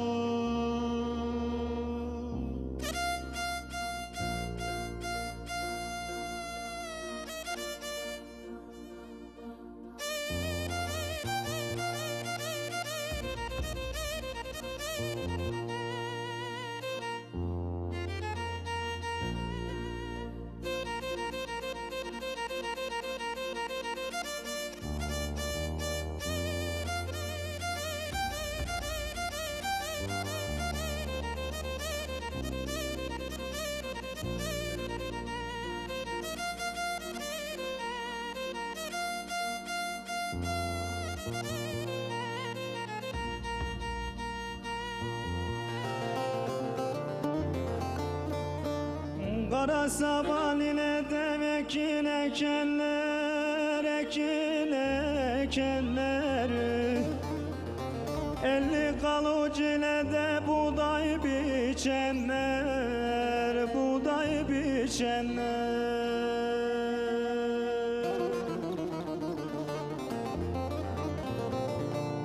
Harman çarklarında düve sürenler, düve sürenler. Yorulup da gittiler hani neredeler, hani neredeler.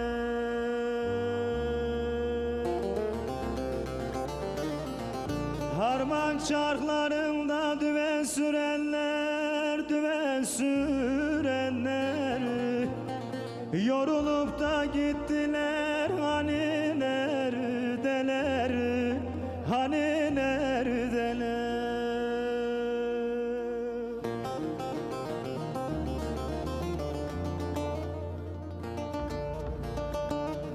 Ebesiz doktorsuz doğum yapanlar, eski çaput ile kundak saranlar, önlük beşik ile yatak kuranlar, vedasız gittiler hani neredeler, vedasız gittiler hani neredeler, hani neredeler.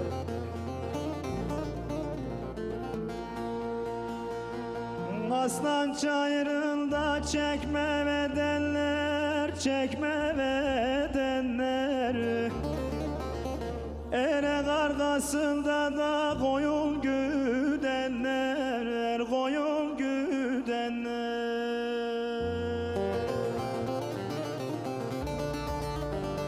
Kılçılayan kanı ile değirmene gidenler.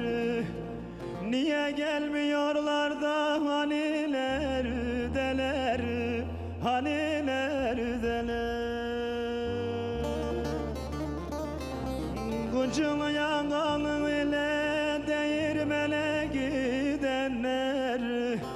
Neden gelmiyorlar da hani neredeler, hani neredeler.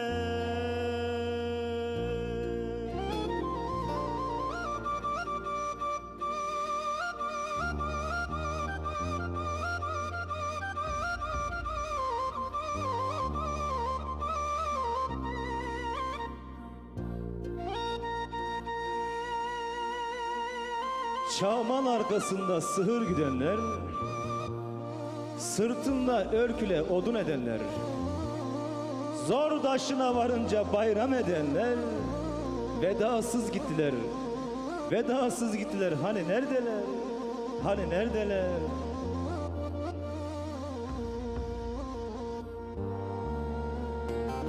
Nasıl falanına da patates ekenler, yayla kenarına da dürme dikenler, dürme dikenler.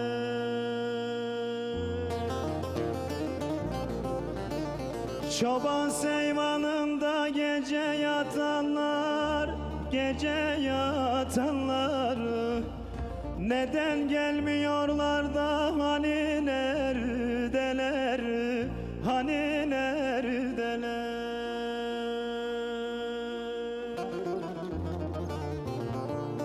Çoban seyvanında gece yatanlar, gece yatanlar. Neden gelmiyorlar da hani neredeler, hani neredeler.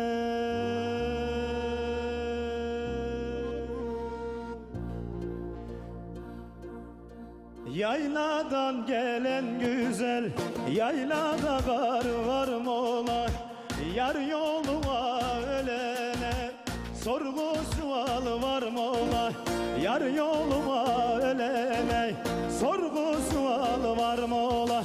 Haydi haydi gidelim orman aralarına.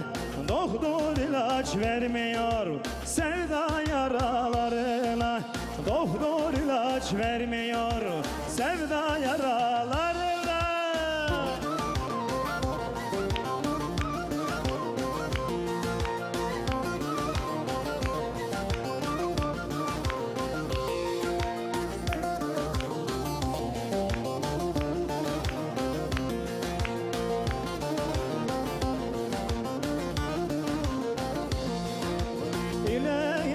gece tuz musun?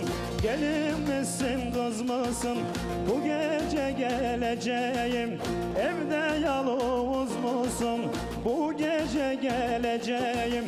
Evde yalnız musun? Haydi haydi gidelim Tokat yaylalarına.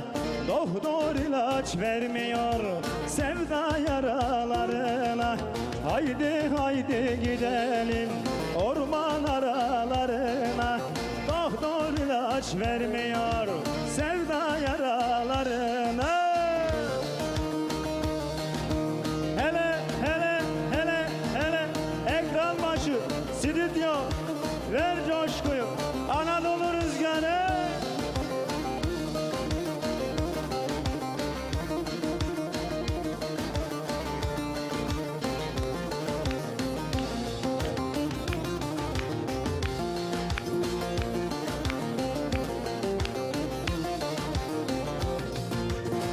Kuzuların alda gel gidek büyük çayıra. Kuzuların alda gel gidek büyük çayıra. Zaten adımız çıkmış kim yoracak hayra. Zaten adımız çıktı kim yoracak hayra. Günahımı almağız deme beni kandırdın. Anam bile biliyor sen de bana yanıldın. Günahımı almayar deme beni kandırdın. Anam bile biliyor sen de Polat'a yangındın. Hele hele hele.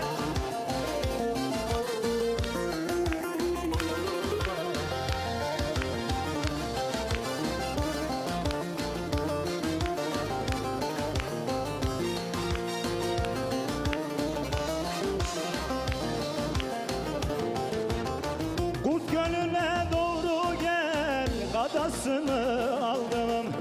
Kurt Gölü'ne doğru gel kadasını aldım. Maşatların çayırda ardı sıra yendim. Maşatların çayırda ardı sıra yendim. Günahımı almayar deme beni kandırdın.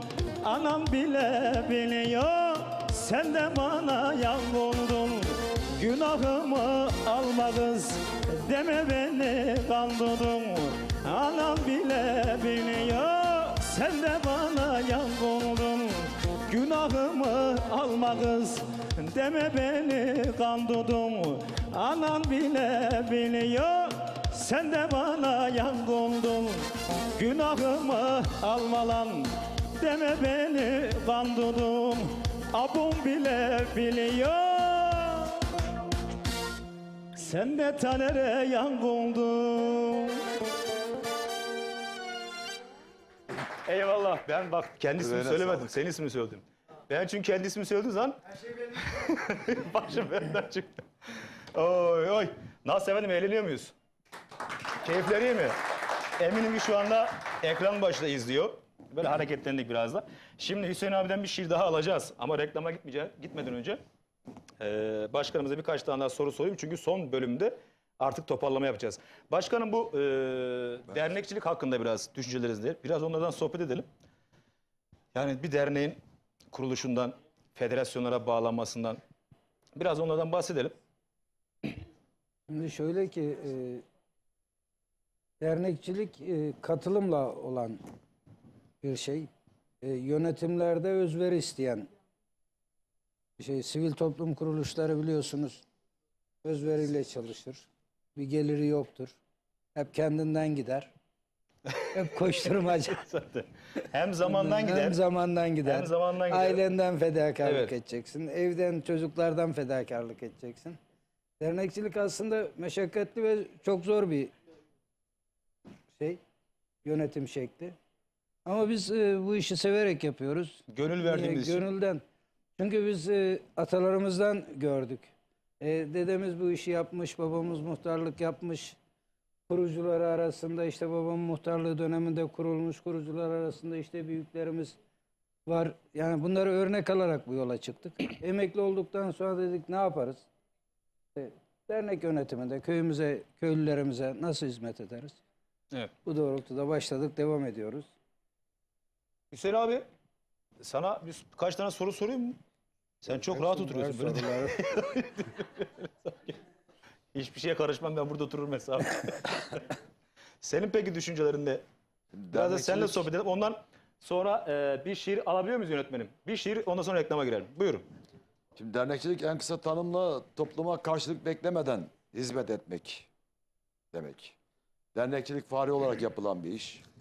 Dolayısıyla özveri istiyor. Sorunları çok olan bir toplumda yaşıyoruz. Bu sorunların çözümünde de dernekçilik ön planda yer alıyor. Ve araç oluyor. Bizler de köyümüz ve köylümüzün sorunlarını çözmek için azami gayret gösteriyoruz. Günümüzde örgütlü toplumun önemi her geçen gün artmaktadır. Örgütlü toplumlar her zaman ayakta durmuş ve güç kazanmışlardır.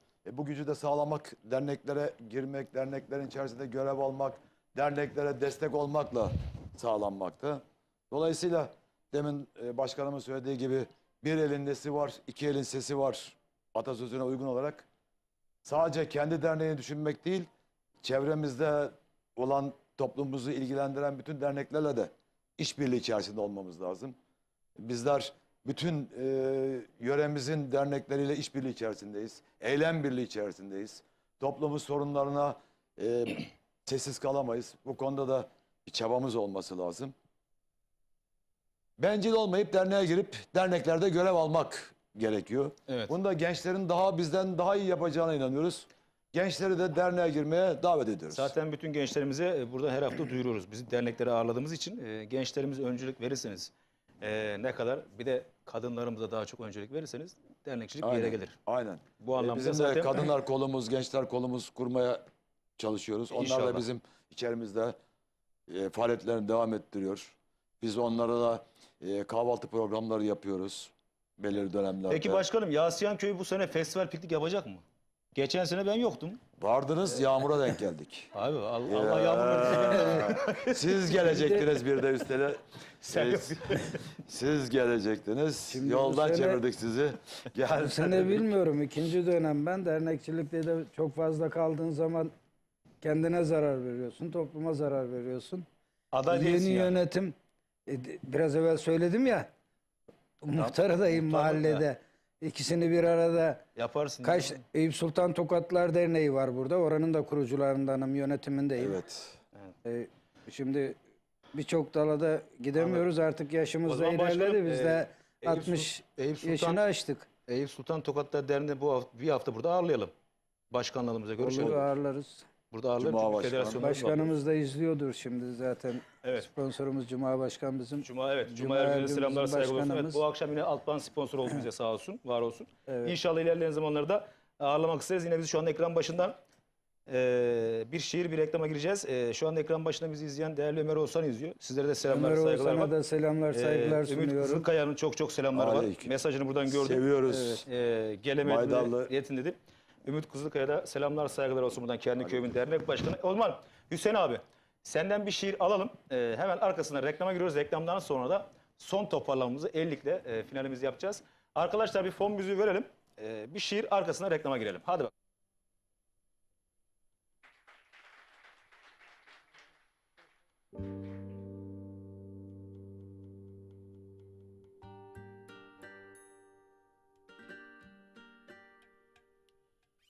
Burası bizim köyümüz. Burası Yasiyan.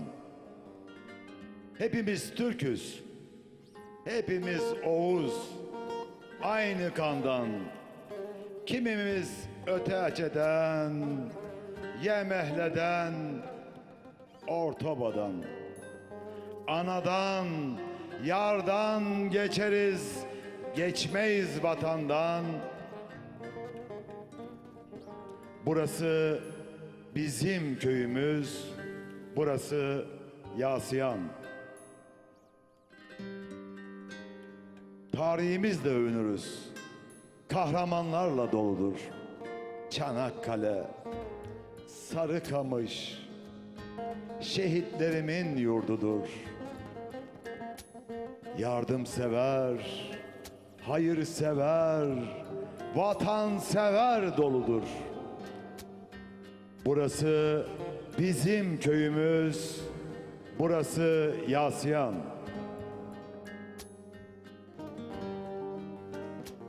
Omuz omuzadır ay yıldızlı bayrakla birlikte. Camisiyle, cemaatiyle buluşmuş tevhidde. İnsanlık vardır, kötülük yoktur bizim yürekte. Burası bizim köyümüz, burası Yasyan.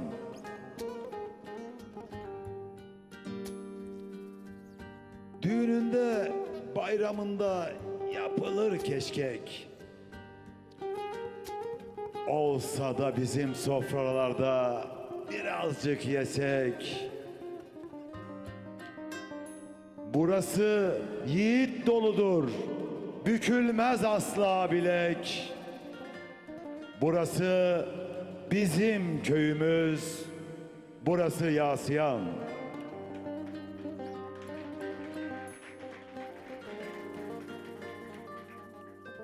Sazlar çalınır, türküler söylenir düğünde. Her zaman birleşir gönüller şenlikte, ellikte. Mazluma yardım eder, örnektir mertlikte. Burası bizim köyümüz, burası Yasyan.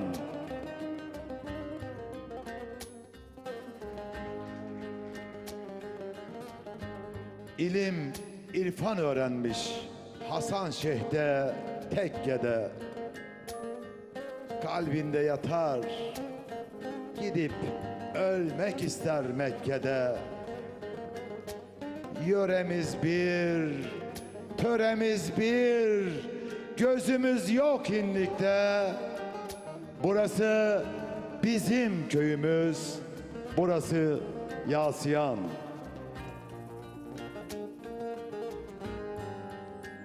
Düğününde, bayramında, cenazesinde olur birlik. Büyükleri, derneğiyle her zaman olmuştur birlik. İnsancıldır, sevgi doludur. Yoktur asla bencillik. Burası bizim köyümüz, burası Yasyan. Saygılarımla, şiir yazmak gönül işi, sevgi işi. Ben de Yasyan'ın sevdalısı biri olarak kendi yazdığım şiirimi seslendirdim. Darısı tüm Yasyan'ı sevenlerin yazmasına. Saygılar sunuyorum.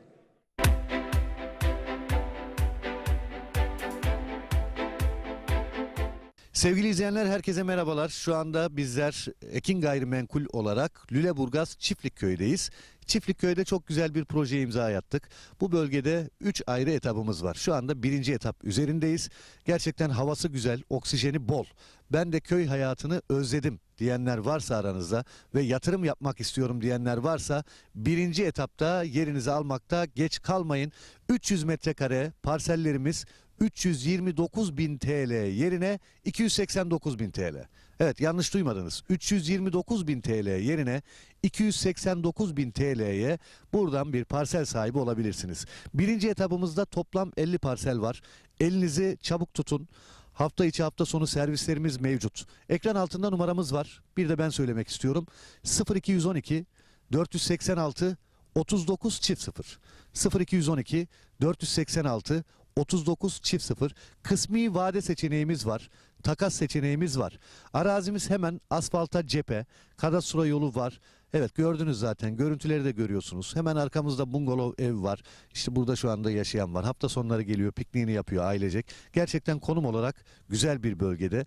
Bulunduğumuz yerde elektrik yakın ve yine Seyitler tren istasyonu var yürüme mesafesinde. Bu da çok önemli bir ayrıntı. Yani ileride burası faaliyete geçtiği zaman Küçükçekmece'den çıkıyorsunuz hızlı trenle yarım saatte arazinize kadar geliyorsunuz ve yürüme olarak da maksimum 5 dakika 1 kilometre bile yok. Tren istasyonu durağına. Bu durakta oradan Babaeski'ye daha önce satmış olduğumuz yerlere kadar gidebiliyorsunuz. Evet 300 metrekare parsellerimiz 329.000 TL yerine 289.000 TL.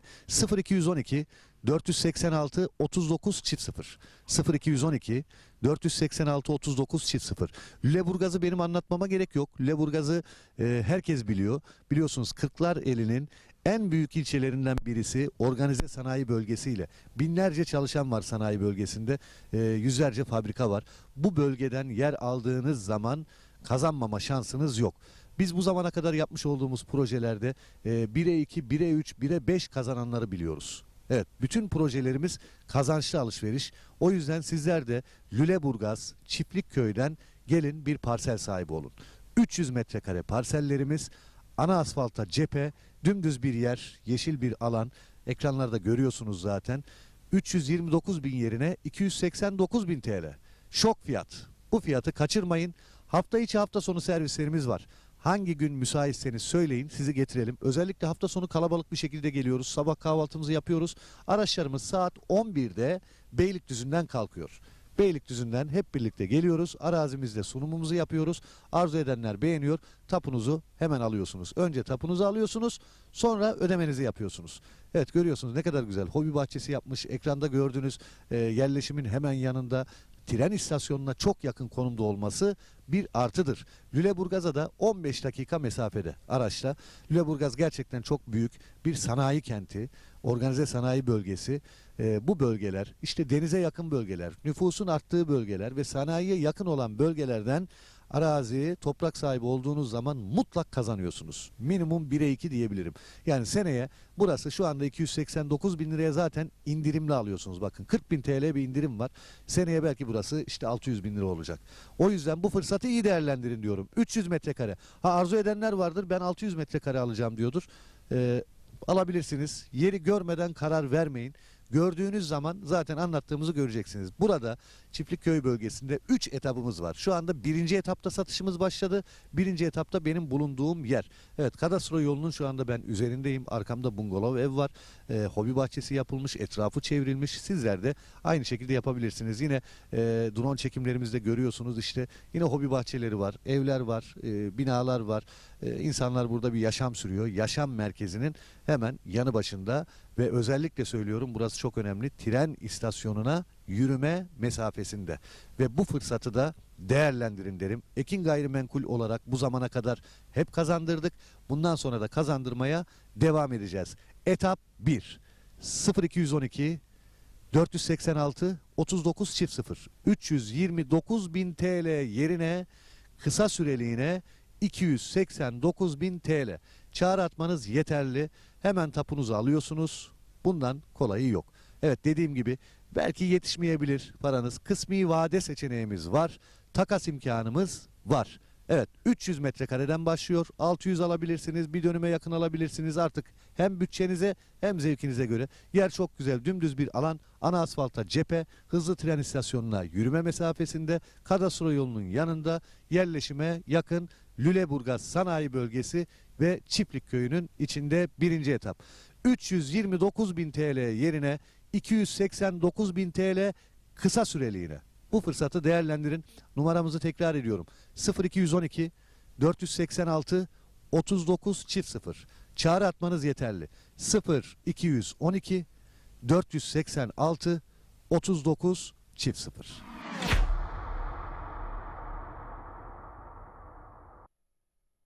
Sevgili izleyenler, herkese merhabalar. Şu anda bizler Ekin Gayrimenkul olarak Lüleburgaz Çiftlikköy'deyiz. Çiftlikköy'de çok güzel bir projeye imza attık. Bu bölgede 3 ayrı etapımız var. Şu anda 1. etap üzerindeyiz. Gerçekten havası güzel, oksijeni bol. Ben de köy hayatını özledim diyenler varsa aranızda ve yatırım yapmak istiyorum diyenler varsa 1. etapta yerinizi almakta geç kalmayın. 300 metrekare parsellerimiz 329.000 TL yerine 289.000 TL. Evet, yanlış duymadınız. 329.000 TL yerine 289.000 TL'ye buradan bir parsel sahibi olabilirsiniz. Birinci etabımızda toplam 50 parsel var. Elinizi çabuk tutun. Hafta içi hafta sonu servislerimiz mevcut. Ekran altında numaramız var. Bir de ben söylemek istiyorum. 0212 486 39 00 0212 486 39 00. Kısmi vade seçeneğimiz var. Takas seçeneğimiz var. Arazimiz hemen asfalta cephe. Kadastro yolu var. Evet, gördünüz zaten. Görüntüleri de görüyorsunuz. Hemen arkamızda bungalov ev var. İşte burada şu anda yaşayan var. Hafta sonları geliyor, pikniğini yapıyor ailecek. Gerçekten konum olarak güzel bir bölgede. Bulunduğumuz yerde elektrik yakın ve yine Seyitler tren istasyonu var yürüme mesafesinde. Bu da çok önemli bir ayrıntı. Yani ileride burası faaliyete geçtiği zaman Küçükçekmece'den çıkıyorsunuz hızlı trenle, yarım saatte arazinize kadar geliyorsunuz ve yürüme olarak da maksimum 5 dakika, 1 kilometre bile yok. Tren istasyonu durağına. Bu durakta oradan Babaeski'ye, daha önce satmış olduğumuz yerlere kadar gidebiliyorsunuz. Evet, 300 metrekare parsellerimiz 329.000 TL yerine 289.000 TL. 0212 486 39 00 0212 486 39 00. Lüleburgaz'ı benim anlatmama gerek yok. Lüleburgaz'ı herkes biliyor. Biliyorsunuz Kırklareli'nin en büyük ilçelerinden birisi, organize sanayi bölgesiyle. Binlerce çalışan var sanayi bölgesinde. Yüzlerce fabrika var. Bu bölgeden yer aldığınız zaman kazanmama şansınız yok. Biz bu zamana kadar yapmış olduğumuz projelerde 1'e 2, 1'e 3, 1'e 5 kazananları biliyoruz. Evet, bütün projelerimiz kazançlı alışveriş. O yüzden sizler de Lüleburgaz Çiftlikköy'den gelin bir parsel sahibi olun. 300 metrekare parsellerimiz, ana asfalta cephe, dümdüz bir yer, yeşil bir alan. Ekranlarda görüyorsunuz zaten. 329.000 yerine 289.000 TL. Şok fiyat. Bu fiyatı kaçırmayın. Hafta içi hafta sonu servislerimiz var. Hangi gün müsaitseniz söyleyin, sizi getirelim. Özellikle hafta sonu kalabalık bir şekilde geliyoruz. Sabah kahvaltımızı yapıyoruz. Araçlarımız saat 11'de Beylikdüzü'nden kalkıyor. Beylikdüzü'nden hep birlikte geliyoruz. Arazimizde sunumumuzu yapıyoruz. Arzu edenler beğeniyor. Tapunuzu hemen alıyorsunuz. Önce tapunuzu alıyorsunuz, sonra ödemenizi yapıyorsunuz. Evet, görüyorsunuz ne kadar güzel. Hobi bahçesi yapmış. Ekranda gördüğünüz yerleşimin hemen yanında, tren istasyonuna çok yakın konumda olması bir artıdır. Lüleburgaz'a da 15 dakika mesafede araçla. Lüleburgaz gerçekten çok büyük bir sanayi kenti, organize sanayi bölgesi. Bu bölgeler, işte denize yakın bölgeler, nüfusun arttığı bölgeler ve sanayiye yakın olan bölgelerden arazi, toprak sahibi olduğunuz zaman mutlak kazanıyorsunuz. Minimum 1'e 2 diyebilirim. Yani seneye burası şu anda 289.000 liraya zaten indirimli alıyorsunuz. Bakın 40.000 TL bir indirim var. Seneye belki burası işte 600.000 lira olacak. O yüzden bu fırsatı iyi değerlendirin diyorum. 300 metrekare. Arzu edenler vardır, ben 600 metrekare alacağım diyordur. Alabilirsiniz. Yeri görmeden karar vermeyin. Gördüğünüz zaman zaten anlattığımızı göreceksiniz. Burada Çiftlikköy bölgesinde 3 etabımız var. Şu anda 1. etapta satışımız başladı. 1. etapta benim bulunduğum yer. Evet, kadastro yolunun şu anda ben üzerindeyim. Arkamda bungalov ev var. Hobi bahçesi yapılmış, etrafı çevrilmiş. Sizler de aynı şekilde yapabilirsiniz. Yine drone çekimlerimizde görüyorsunuz işte. Yine hobi bahçeleri var, evler var, binalar var. İnsanlar burada bir yaşam sürüyor. Yaşam merkezinin hemen yanı başında ve özellikle söylüyorum, burası çok önemli. Tren istasyonuna yürüme mesafesinde ve bu fırsatı da değerlendirin derim. Ekin Gayrimenkul olarak bu zamana kadar hep kazandırdık. Bundan sonra da kazandırmaya devam edeceğiz. Etap 1. 0212 486 39 00 329.000 TL yerine kısa süreliğine 289.000 TL. Çağrı atmanız yeterli. Hemen tapunuzu alıyorsunuz. Bundan kolayı yok. Evet, dediğim gibi belki yetişmeyebilir paranız. Kısmi vade seçeneğimiz var. Takas imkanımız var. Evet, 300 metrekareden başlıyor. 600 alabilirsiniz. Bir dönüme yakın alabilirsiniz. Artık hem bütçenize hem zevkinize göre. Yer çok güzel. Dümdüz bir alan. Ana asfalta cephe. Hızlı tren istasyonuna yürüme mesafesinde. Kadastro yolunun yanında. Yerleşime yakın. Lüleburgaz Sanayi Bölgesi ve Çiftlikköy'ünün içinde 1. etap. 329.000 TL yerine 289.000 TL kısa süreliğine. Bu fırsatı değerlendirin. Numaramızı tekrar ediyorum. 0212 486 39 çift 0. Çağrı atmanız yeterli. 0 212 486 39 çift 0.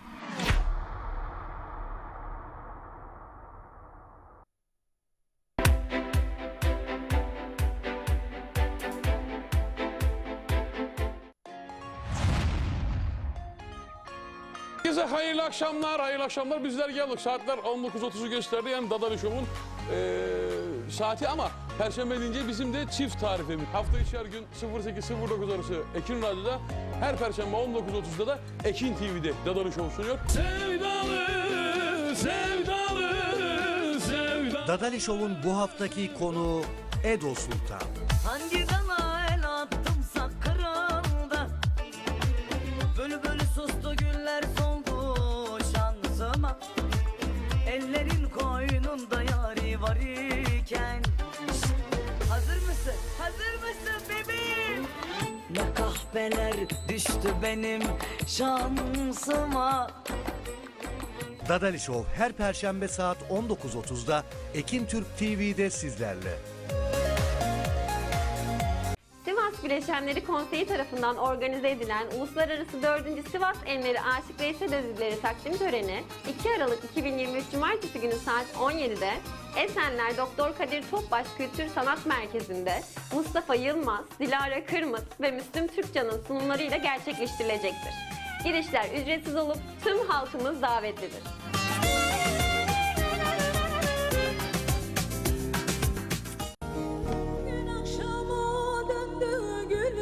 Yeni sezonda Mehtap Koç rüzgarı esmeye devam ediyor. Kalbim tatlı şen olur le. Kainatın aynası yanmadım ki ben bir insanım.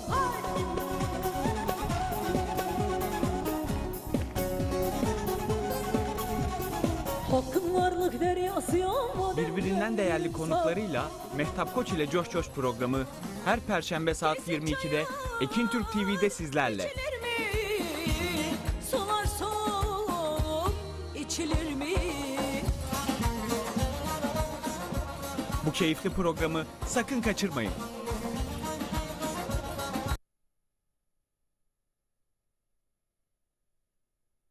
Artık sarılmaz yaranın tek sahibi. Benim neler çektiğimi. Allah turnam ne gezersin? Dedim başka yarın var mı? Söyledi yok yok. Bu nasıl bir derttir, dermanı yoktur. Bahçe duvarından açtım. Bir gün çıkıp gel uzak yollardan.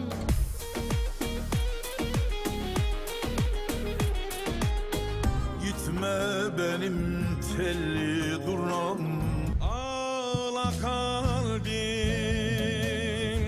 Canın olayım gülüm. Aşk ile canlar aşk ile.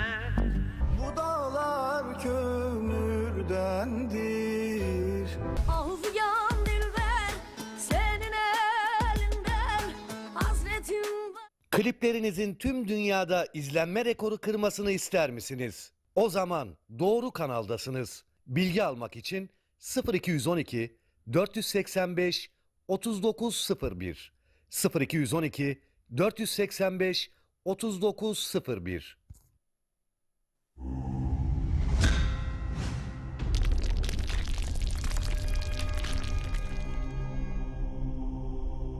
Bizi izlemeye devam edin.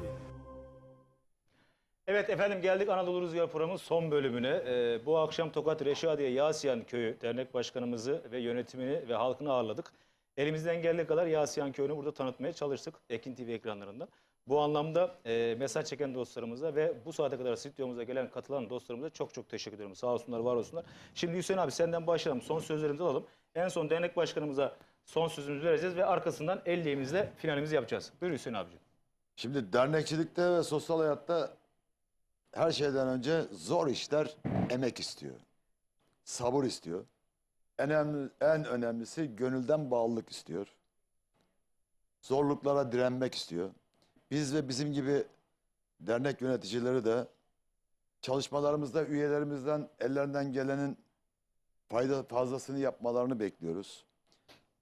Burada şikayet etmeden bize sorunları çözmek yolunda öneri ve tavsiyelerini bekliyoruz. Bencilliği ortadan kaldırıp o olmasın ben olayım mantığından değiliz. Gönüllü kim varsa bu işe biz meydanı bırakmaya da hazırız. Beraber olalım. Başarının geleceğini ancak beraber olarak yaşayabiliriz. Bu anlamda çevremize örnek olup derneğimizi kuran bu kurucu büyüklerimize, dernek yönetimlerinde görev alarak aramızdan ayrılan değerli büyüklerimize Allah rahmet eylesin. Görev olarak hayatta kalanlara da sağlıklı, mutlu ve başarılı bir ömür diliyorum. Dernekçilik gönül işi dedik. Sevgi işi, muhabbet işi, sevgisi olan herkes bu işe girsin. Eyvallah. Çok çok teşekkür ediyoruz. Hüseyin abi sağ olsun, var olsun. Şimdi bir mesajımızı görüyorum buradan. Bizim köyden Turan abinin mesajını görüyorum. Turan Özkaya'ya çok çok selamlar, saygılar olsun buradan. Vallahi mesajlarınızı okuyamadım.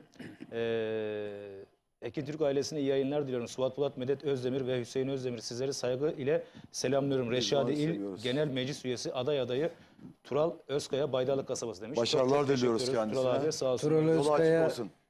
bu arada benim asker arkadaşımdır. Dedesi dedemin asker arkadaşıydı. Babası da babamın asker arkadaşıydı. Böyle Tural gidiyor. da benden asker arkadaş olduk. Ve Tural'la da 40 yılı aşkındır bir dostluğumuz devam ediyor. Çocuklara denk getiremediler. Çocuklar denk gelmediler.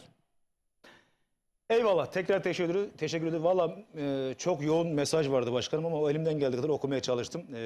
Mesajını okuyamadıklarından özür diliyorum. Başkanım senin son sözünü alalım. Öncelikle ben size sizin nezdinde Yasiyan Köyü'ne çok çok teşekkür ediyorum. Buyurun söz sizde. Teşekkür ediyoruz. Şimdi bize sponsor olarak bizim yükümüzü hafifleten dostlarımız var. Evet. Teknik Saç Yönetim Kurulu Başkanı Tarık Özdemir ve Tayfun Özdemir'e, BİMAK Yönetim Kurulu Başkanı Eyüp Sultan Tokatlar Dernek Başkanı Sayın Cuma Ergün Bey'e ve yönetimine, Aslan Reklam Serhat Aydoğan kardeşimize teşekkürlerimizi sunuyoruz. Her daim gittiğimizde yanımızdalar. Bize omuz veren bu kardeşlerimize sizlerin huzurunda şükranlarımızı arz ediyoruz. Ayrıca biz dernek olarak köylülerimizin her daim düğün, nişan, sünnet, cenaze, her türlü sosyal aktivitelerinde bulunmaya çalışıyoruz. Mesaj yöntemiyle üyelerimize bildiriyoruz. Yani üyelerimizin biz dernek olarak her zaman yanındayız. Üyelerimizden de bizim yanımızda. Bizim değil, bugün biz varız, yarın başka kardeşimiz olacak. Bizden önce bir başka kardeşimiz vardı. Benden önce amcamın oğluydu dernek başkanı. Allah rahmet eylesin. Eftal Özdemir. Erdoğan Özdemir'i genç yaşta kaybettik. Kendisine rahmet diliyorum. Yani dernekçilikte herkesin bir ideali, bir projesi olur. Herkes bir şeyler yapmak için bu göreve talip olur, gelir. Ama birisi az yapar, birisi çok yapar. Yani çevreye bağlı.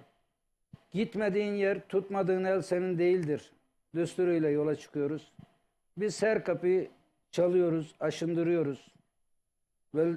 Bölgemizdeki belediyelerle, yakınımızdaki, çevremizdeki köy dernekleriyle, TOKON Yönetim Kurulu Başkanı Ahmet Yılmaz'a, REDEF Yönetim Kurulu Başkanı Cavit Güre, İstoktef Başkanı Rasim Yar'a burada teşekkür ediyorum. Demin de söylediğim gibi Tural Özkaya Baydarlı Köyü'nden nalburdur kendisi belediyenin altında. Birçok köylülerimiz de tanır. Tural kardeşimiz İl Genel Meclis Üyeliği müracaat etti. Adayı. Kendisine buradan selamlar, saygılar sunuyorum. Bölgemizden Tural gibi bir kardeşimizin meclis üyesi olarak Tokat'a gidip bölgemizi temsil etmesini canı gönülden istiyor ve destekliyoruz. Eyvallah. Tural'ı teşekkür ederiz. Tokat'a gönderirsek Mutlu bölgemize faydalı olur. Biz de mutlu oluruz. İnşallah. Duralım, Herkes selamlar, hayırlısı. saygılar. Eyvallah. Çok çok teşekkür ediyoruz. Evet. Burada bir şey daha söylemek istiyorum. Pazartesi günü 3. torunum oldu. Bugün hastaneden çıkardım. Gözünüz aydın. Onlara da sağlıklı, sıhhatli, uzun ömürler diliyorum. Gözünüz aydın. Herkese de bu mutlu yaşamasını tavsiye ediyorum. Amin. Gözünüz aydın. Sağ Rabbim olun. sağlıklı, sıhhatli ömürler nasip etsin. Evet, son 4 dakikamıza geldik sevgili dostlar. Dediğimiz gibi bu hafta Tokat Reşadiye Yasiyan köyünü burada ağırladık. Sizlerle beraber olduk. Klavyede Taner Gamsız'a, bağlamada Aydın Vural'a, ana sponsorumuz Ekin Gayrimenkul Yönetim Kurulu Başkanımız Sayın Selahattin Bayram'a, Cihat Bayram'a, kanalımızın genel müdürü Emrah Binice ve Ekin TV ailesine çok çok teşekkür ediyorum. Bir alkış gelsin mi efendim tekrar? Sağ olsunlar, var olsunlar. Ve alt band sponsorlarımın hepsine ayrı ayrı teşekkürlerimi sunuyorum. Sağ olsunlar, var olsunlar. Haftaya aynı saatte görüşmek, buluşmak ümidiyle ediyorum. Haftaki derneğimiz Tokat Reşadiye Bereketli Kasabası Dernek Başkanımız Adem Kurt ve yönetimi bizlerle beraber olacak. Buradan da tüm bereketli dostlarımıza selamlar, saygılar olsun. Vallahi unuttuğum olduysa affınıza sığınıyorum. Alt bantlarımıza teşekkürlerimizi ettik. Zaten alt banttan geçiyor. Hadi güzel bir ellikle final yapalım o zaman. Gelsin bakalım hadi.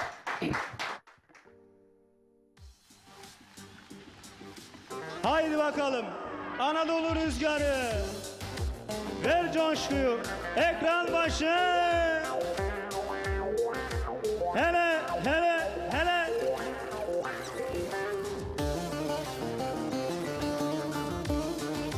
Haydi bakalım. Yasiyan.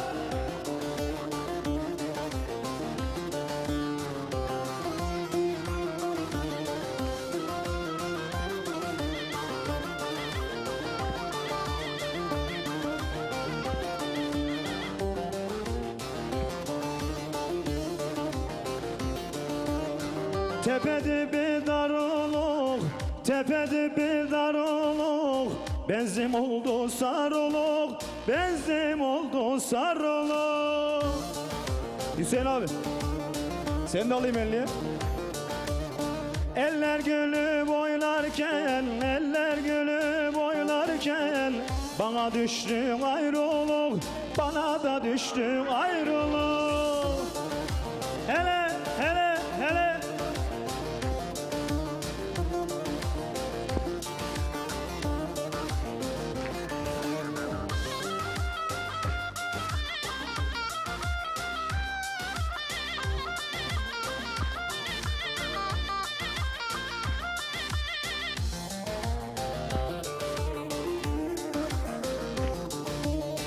Dereden tuttum cücük, dereden tuttum cücük, ağzı da burnu küçücük, ağzı da burnu küçücük. Hele hele hele hele. Ben size gelemiyorum, ben size gelemiyorum. Sen bize gel ezücük, sen bize gel ezücük. Hele hele, işte bu Anadolu rüzgarı farkı.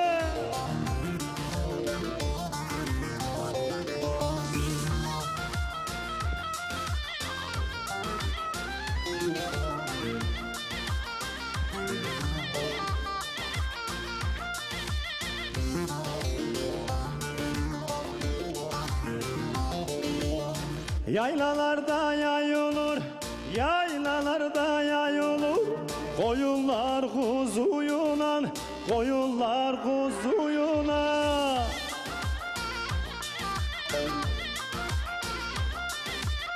Az canımı yakmadı, az canımı yakmadı, anası kızıyla, anası kızıyla. Öyledir yar öyledir, derdin beni söyledir. Almış yarı yanına, türkü söyler oyladır. Almış yarı yanına, türkü söyler oyladır. Ah Eminem darı koydum ambara, Eminem darıldın mı sen bana? Eminem darılırsan vay darıl, hop Eminem dünya dolu yar bana. Eminem darılırsan vay darıl, hop Eminem dünya dolu yar bana. Hele hele hele Yasiyan.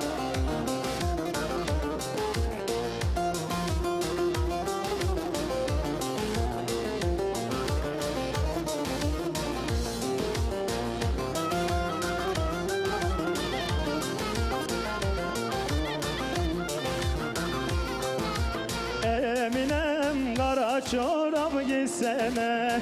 Eminem akşam bize gelsene. Eminem seni çok seviyorum. Eminem hallarımdan bilsene. Eminem seni çok seviyorum. Eminem hallarımdan bilsene. Efendim Ekin TV'ye çok teşekkür ediyoruz. Jestinden dolayı sağ olsun.